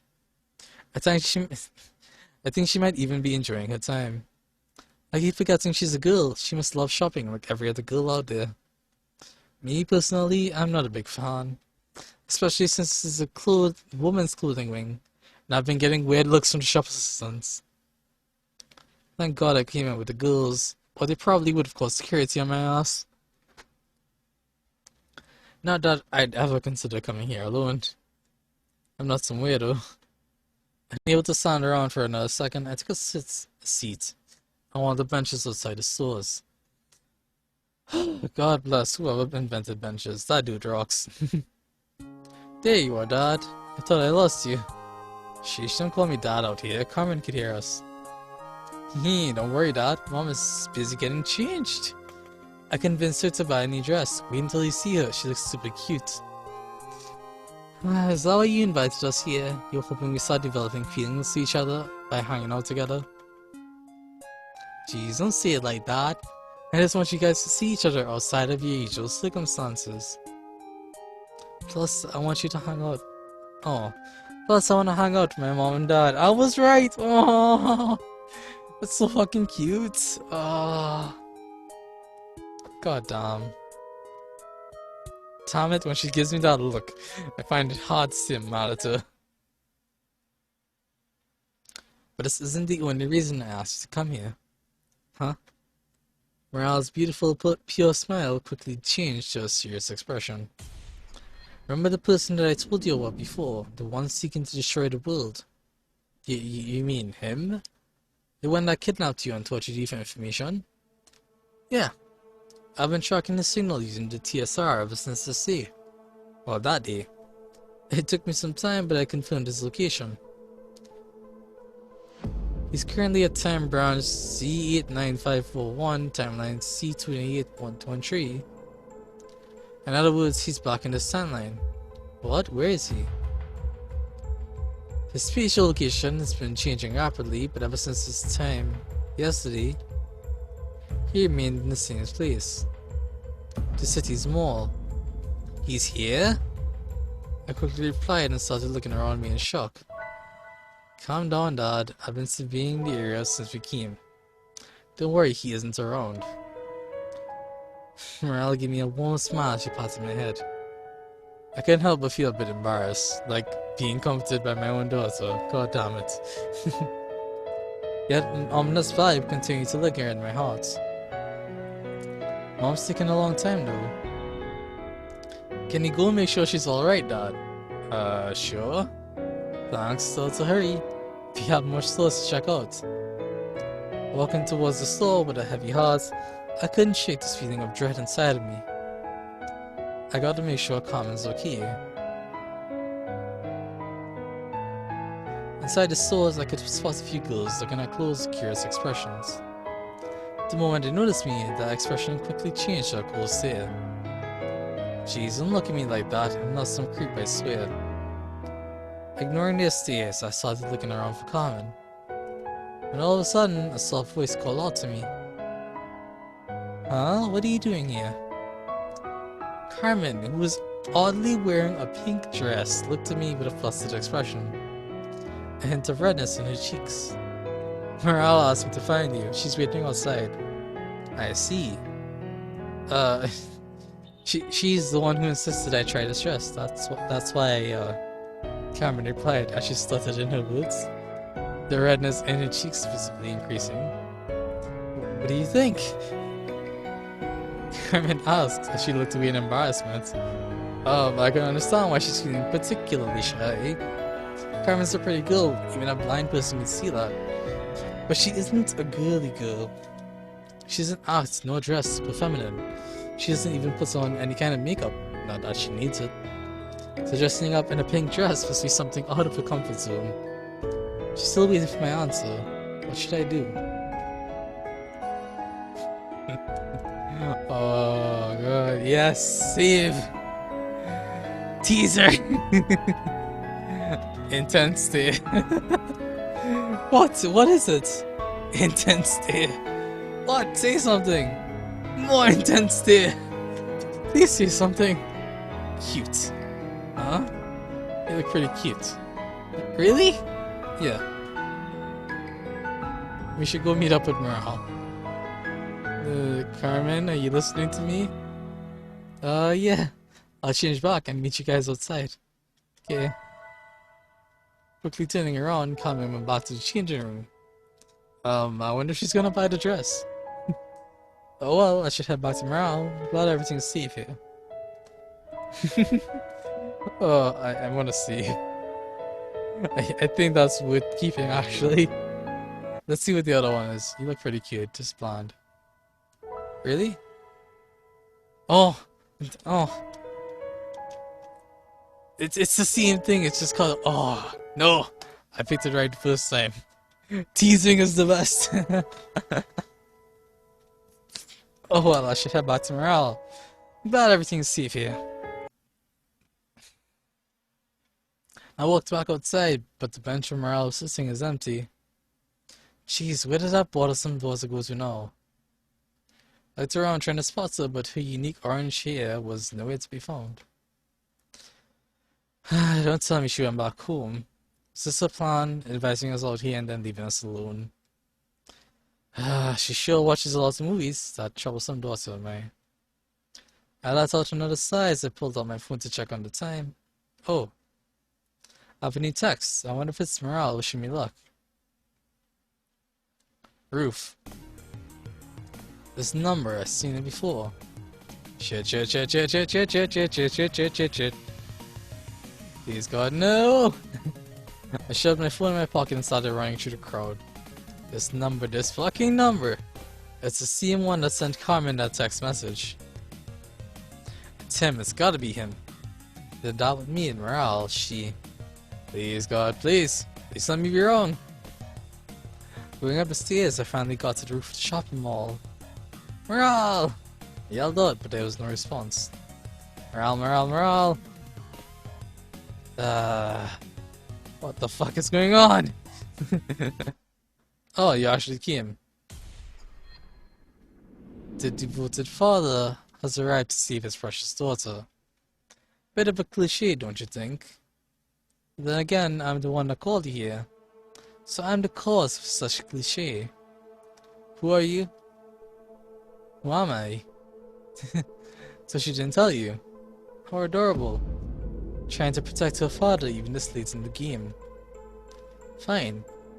As she wishes to leave you in the dark, and I won't spoil that. Just called me Butterfly. Oh. Butterfly? Where's Morale? You better not hurt her or you'll kill me? Is that what you were going to say? Pathetic. You're more pathetic than the others. Let us see her drive and motivation behind their words. You're nothing but a fake. Boring words you heard in movies and video games. You possess none of your own. What the hell are you talking about? Where's Morale? Speak! This timeline will be the easiest. You want to see your precious daughter? Don't worry, she's right here. The weird man, calling himself Butterfly, lifted his finger and pointed behind him. Following the direction he pointed at, saw a girl lying on the ground. Morale! What the hell did you do to her, you fucking asshole? More movie cliches. You're beyond hopeless, Mr. Observer. Don't worry, she's just unconscious. I have no interest in needless killings, despite her being a pain in the ass for a long time now. I didn't understand half the gibberish this asshole was saying, and I frankly didn't care. I need to save Morale. I need to get her away from this asshole before he does anything more to her. But how? I want to reach her and need to pass through this asshole. But can I actually do it? Despite his odd appearance, he doesn't look very strong. So if I just jump straight at him, I might be able to knock him down or at least push him away from Morale? But what if he has a knife, or even worse, a gun? If he is the interdimensional criminal Morale spoke about, then it's highly possible that he's armed right now. What should I do? Attack him or wait and see?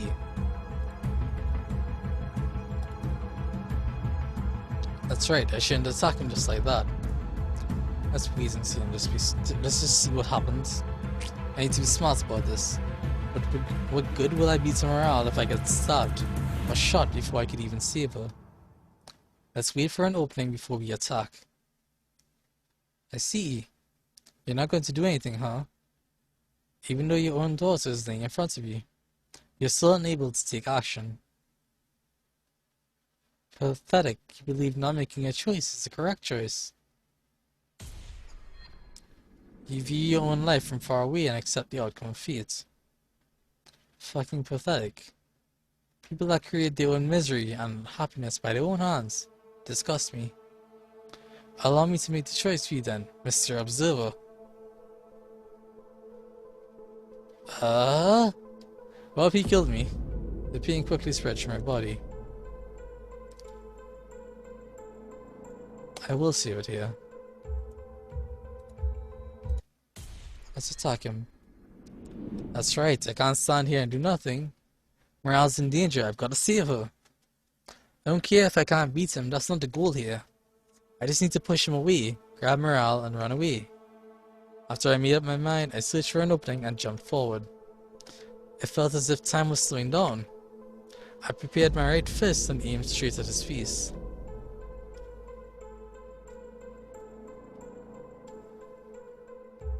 It didn't make a difference. The pain quickly spread. Shit. What the fuck just happened? I went as fast as I could, he didn't even react. My punch was aimed right in his smug face. But then he just grabbed me and threw me on the ground as if I was nothing. His reflexes, they're not human. I was laying on the ground looking at the sky above, my vision getting blurry. My body felt weak. And all of a sudden everything went dark. Am I dead?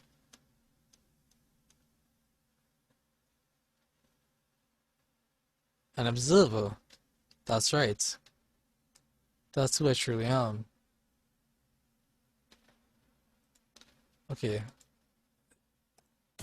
No, but playing this as the observer, I'm right. Okay, I'm not right, I'm dumb. But I want to see it from this perspective. Shit, what the fuck just happened? He was just standing there with his hand in his pocket. My eyes were fixated on him. Threw me on the ground. Speed. That speed. Can't be human. And everything just fades. The dots. An observer. That's right. That's who I truly want. That's who I truly am. I don't need some arsehole in a suit to tell me that. I know who I am. I'm an observer. So what? What's wrong with not making any choices? What's wrong with leaving everything to chance? What's wrong with leaving the major choices in my life to some player behind a computer screen? What's wrong with being an observer? Why do I have to participate in your little game? It's not like I chose to be born. It's not like I wanted to be human in this world. Why should I be forced to do something I didn't sign up for? Oh. No, I'd rather stay here. It is infinite darkness. No, I will remain here, in this world of nothingness. If the world is so forceful about making me choose, then I'll choose to leave the world forever. I choose to never choose again. Wake up, wake up. Wake up, Dad. Meryl's waking me up. Meryl! I quickly open my eyes to find myself lying on the ground with the silhouette of a person sitting next to me. Meryl is crying. Dad! Wake up, Dad. Meryl? Dad, you're okay. Thank God. Stop shaking me around, Meryl. I'm not some Christmas present. I was just so scared. Dude, I thought I was dead. You were scared? I feel this. Come on, Meryl, stop crying. You're covered in stuff and everything. It's not funny, Dad. I was so worried. You didn't open your eyes. I yelled and yelled, but your eyes stayed closed. I thought you died. Meryl's words became impossible to understand after that. It was just like a mix of crying and talking. At one point, it sounded like a total alien language. My daughter is a real slutty brat, isn't she? Truly troublesome girl, acting as if I truly died. Like I'd ever die and leave my daughter behind in this cruel, lonely world. As I gazed at the sobbing face of my daughter, she wiped her warm tears away. I couldn't help but smile a bit. This was a fucking joke. I hate it with a burning passion. It deserves to be wiped out from existence. But this is the world my daughter lives in. To wish for it to disappear would mean wishing for morale to disappear as well. So maybe, just maybe, this world is not that bad. Last time I talked to you about time branches. Points of contact with countless timelines converge into a single path, yeah. Unlike timelines, time branches are limited in number. And unlike timelines, they house immense energy that's used to control, direct, and maintain the fabric of time. It's not an exaggeration to call this energy the key of time itself. I first believed this energy was locked in the fourth dimension, away from mortal hands. But with the help of my insightful teenage daughter... God damn it! Okay. I realized the true location of such energy. It was like she said, such massive energy would need a physical container. A container that exists in the 3D world. Our world. So I only needed to make a device that I'll be able to locate it. And that's when I created the TSR device. The name is short for Temporal Spatial Relocator Device. The device uses dark energy as its source of power after calculating its theoretical, I'm just gonna say theoretical input. The device sends its users memories through time all the way back to the time branch. I know it's a bit complicated to understand. So just know this. The device can send you back in time to where the time branch is located. And when you arrive to the time branch, all you have to do is search around using the device until you locate the time branch's energy. I decided to call that energy a seed. When I found my first seed, I was beyond speechless. Even though the TSR, the device I created, was basically a revolutionary invention in itself, a real-life time machine, it was nothing compared to a seed, a source of power so powerful it maintained the fabric of time itself. You understand what that means? Such energy could power our entire planet for billions of years with just 1/10 of its strength. Truly magnificent. But of course, I wasn't interested in harvesting such power. I wasn't interested by its presence. Quite the opposite, actually. I was more interested by its absence. What do you think would happen if someone decided to destroy such power? To destroy a seed? What do you think is going to happen if you destroy all the seeds and all the time branches? I'll tell you what's going to happen. Happiness. Happiness will happen. I quickly opened my eyes to find myself laying on top of a wooden surface. Where am I? Well, that's right, the city's public beach. I was waiting for it to come back. Then I must have fallen asleep or something. Oh, my head. Every freaking time. It's like I'm being punished each time I wake up. Each time I return to this world. Sorry for being late, I couldn't find your favorite soda in any of the vending machines. Morale. Huh? What's wrong, Dad? Your eyes are all red. It's nothing. You look awful, Daddy. Maybe we should call it for tonight. I mean, today was a rough day and you're still injured. Not to mention, we have to go to school tomorrow. So I really think we should go back home and... Morale! I'm sorry, I didn't mean to yell at you. Look, I need to talk to you. This can't wait. Okay. I turned around to face the ever-glowing moon that decorated the beautiful night sky. I feared I wouldn't be able to see what I needed to if I looked her in the eyes. Morale, what happened today? With that ass and everything, it can't happen again. I know, Dad, I'm sorry. I didn't mean to cause you any trouble, that's why I went alone in the first place. He was totally unaware of my presence. Capturing him should have been easy. I don't know how he... Morale, listen to me. That asshole, whoever he is very dangerous. He almost died, twice so far. I'm not letting you near him ever again. Dad! I understand you're worried, but this is my mission. If I don't do something, the whole world will be destroyed. And not just our world. All the other worlds that exist alongside ours will disappear forever. I don't care. But Dad... Look, ever since we met, I listened to you go on and on about your mission. I've listened to everything you said, but I never gave much thought to it. Even when I started believing your story, I still approached things like an outsider, viewing things from far away. I've only thought about myself and how much time... and about how much this time travel thing is going to affect my life. It's not just this time either. All of my life, I've watched things from far away. Like someone filming a documentary, I refused to intervene with affairs that didn't directly concern me.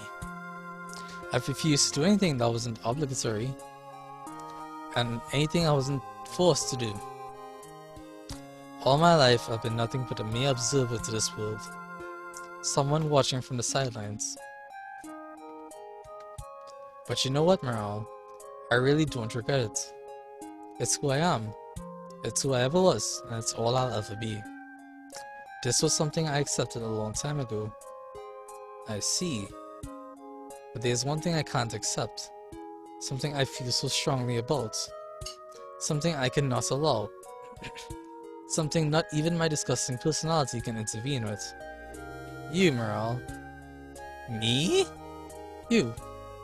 If anything, and I mean anything, happens to you, I'll kill every single living person on this fucking earth.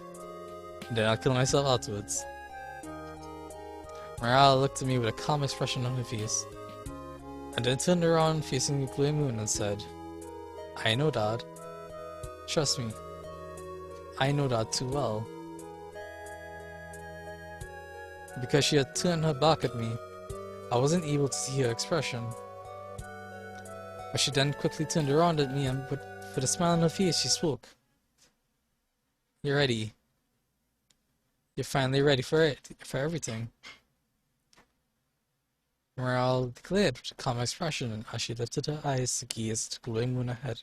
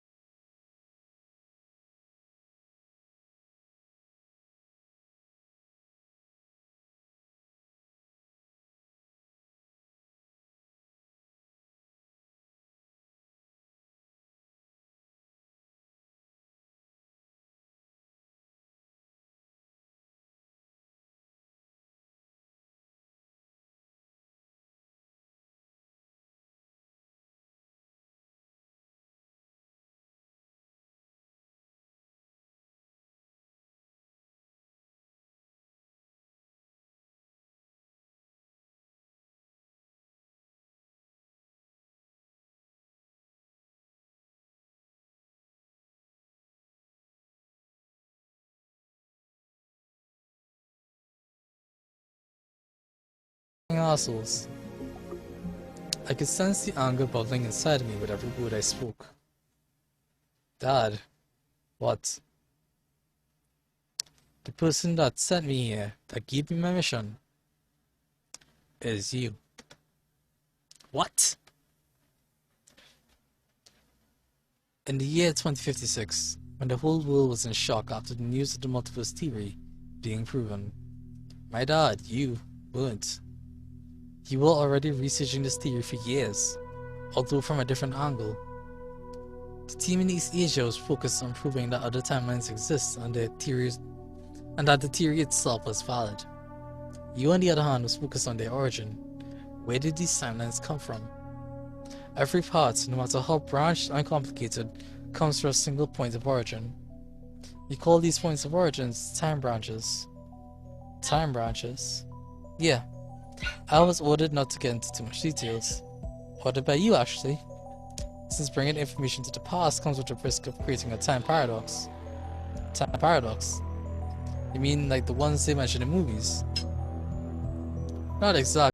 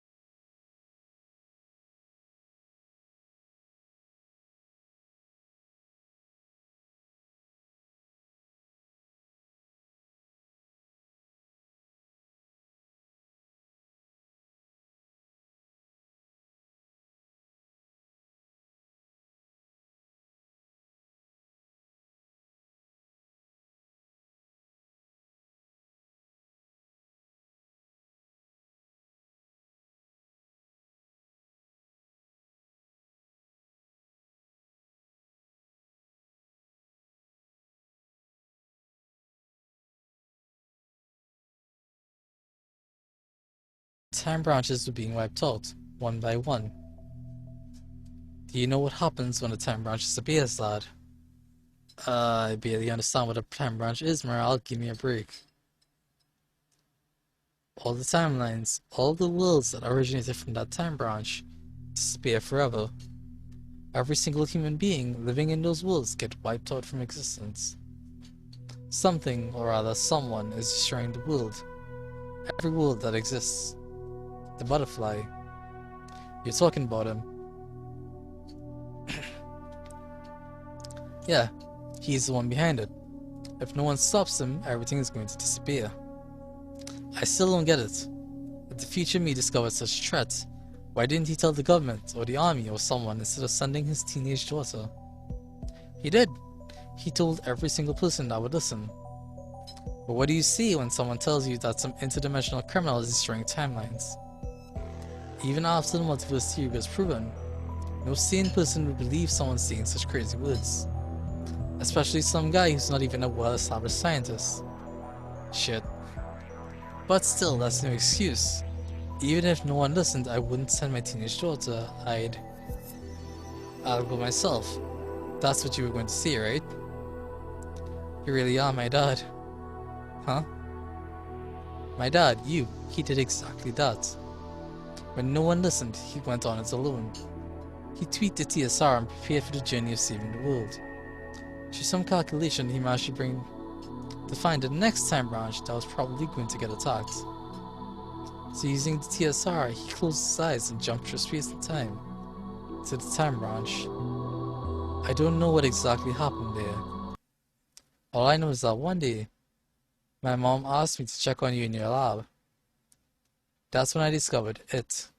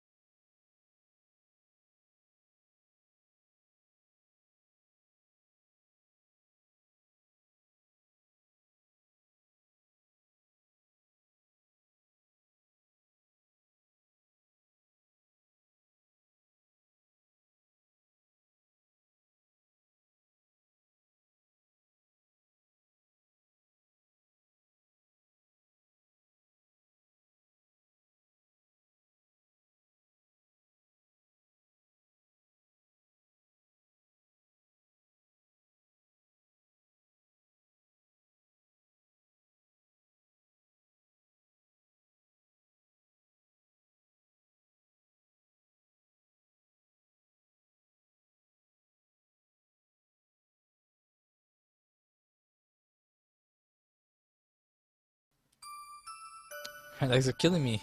Can you rest here for a bit? Sure.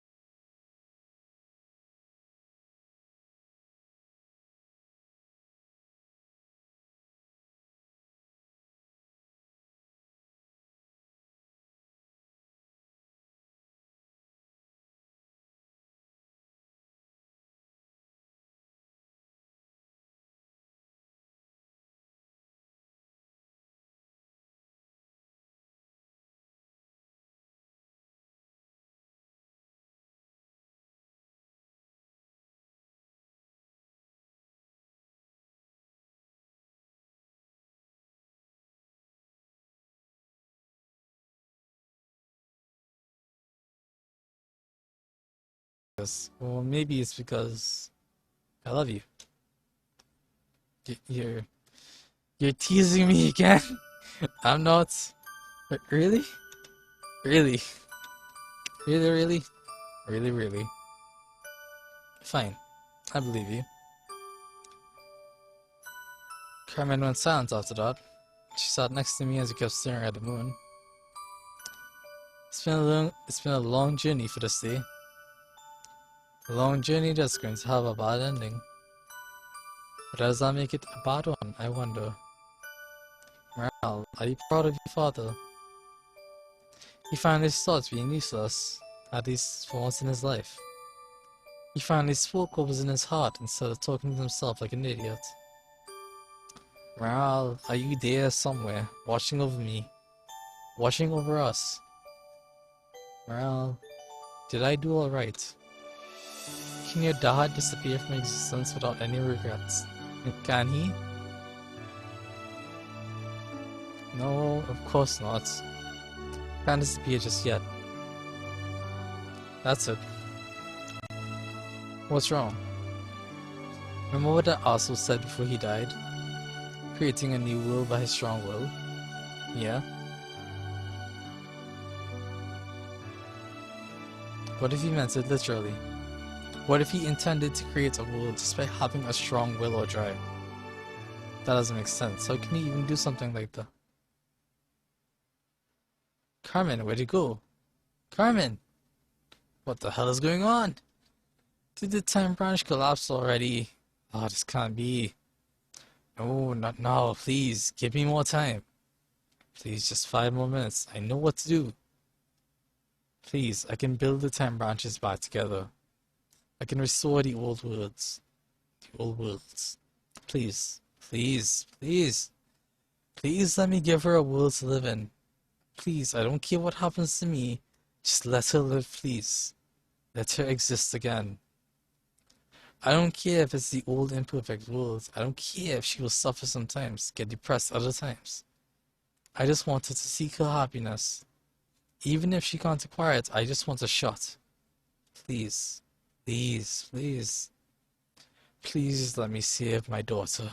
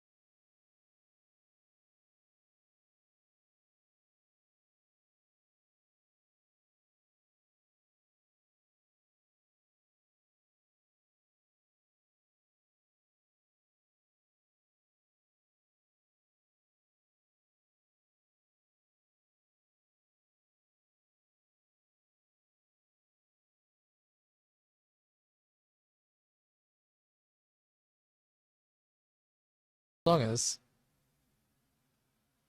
but I figure I'll find it out sometime later. Um,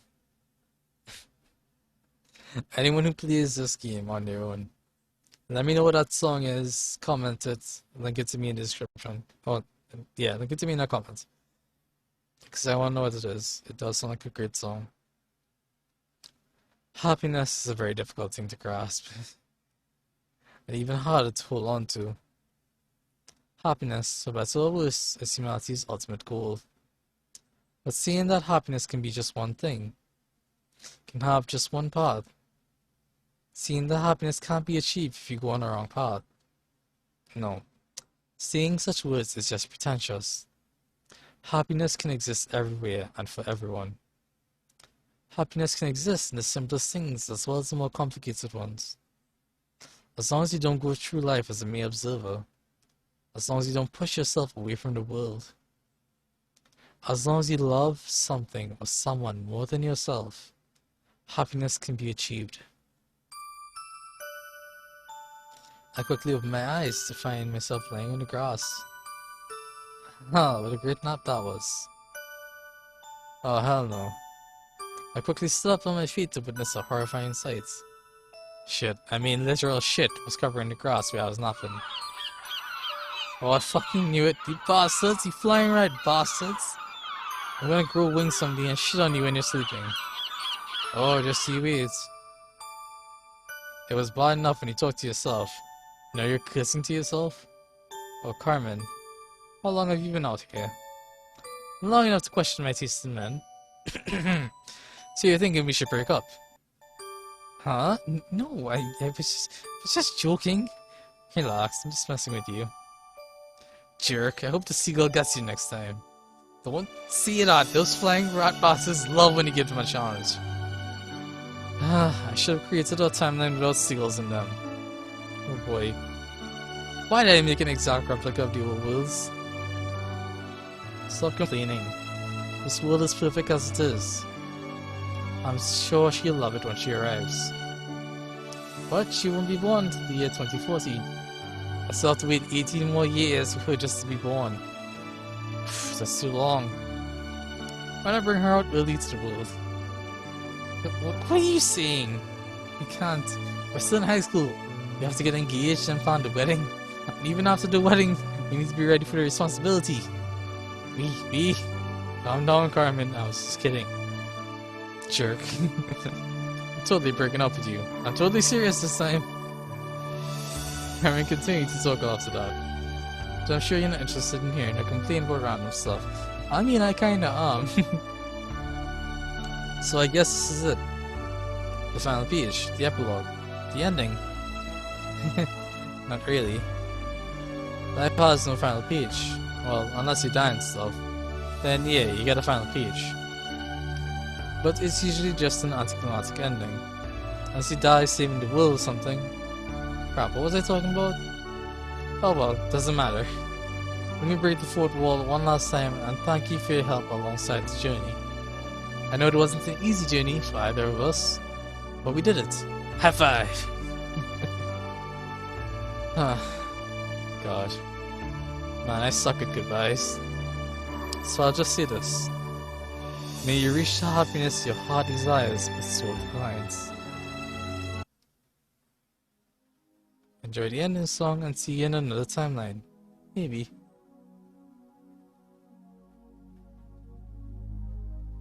I don't think I hear the ending song unless that's some real beast. But okay. There it is. Alright, before this gets copyright striked, I just want to say thank you guys so much for watching. I appreciate you all so much. I am glad I took the time to record this. Probably should have cut it up, but I guess there's a lot to do. Thanks to Foosey for making this game. Thanks to... I'm looking forward to reading the light novel. I'm looking forward to reading the light novel after this. And I'm curious what you guys are gonna... I'm curious how you guys are gonna react to this game, actually. It's a really complex game, but I do like it. I hate the writing in it because, you know, it's full of grammatical errors, but you can fix that.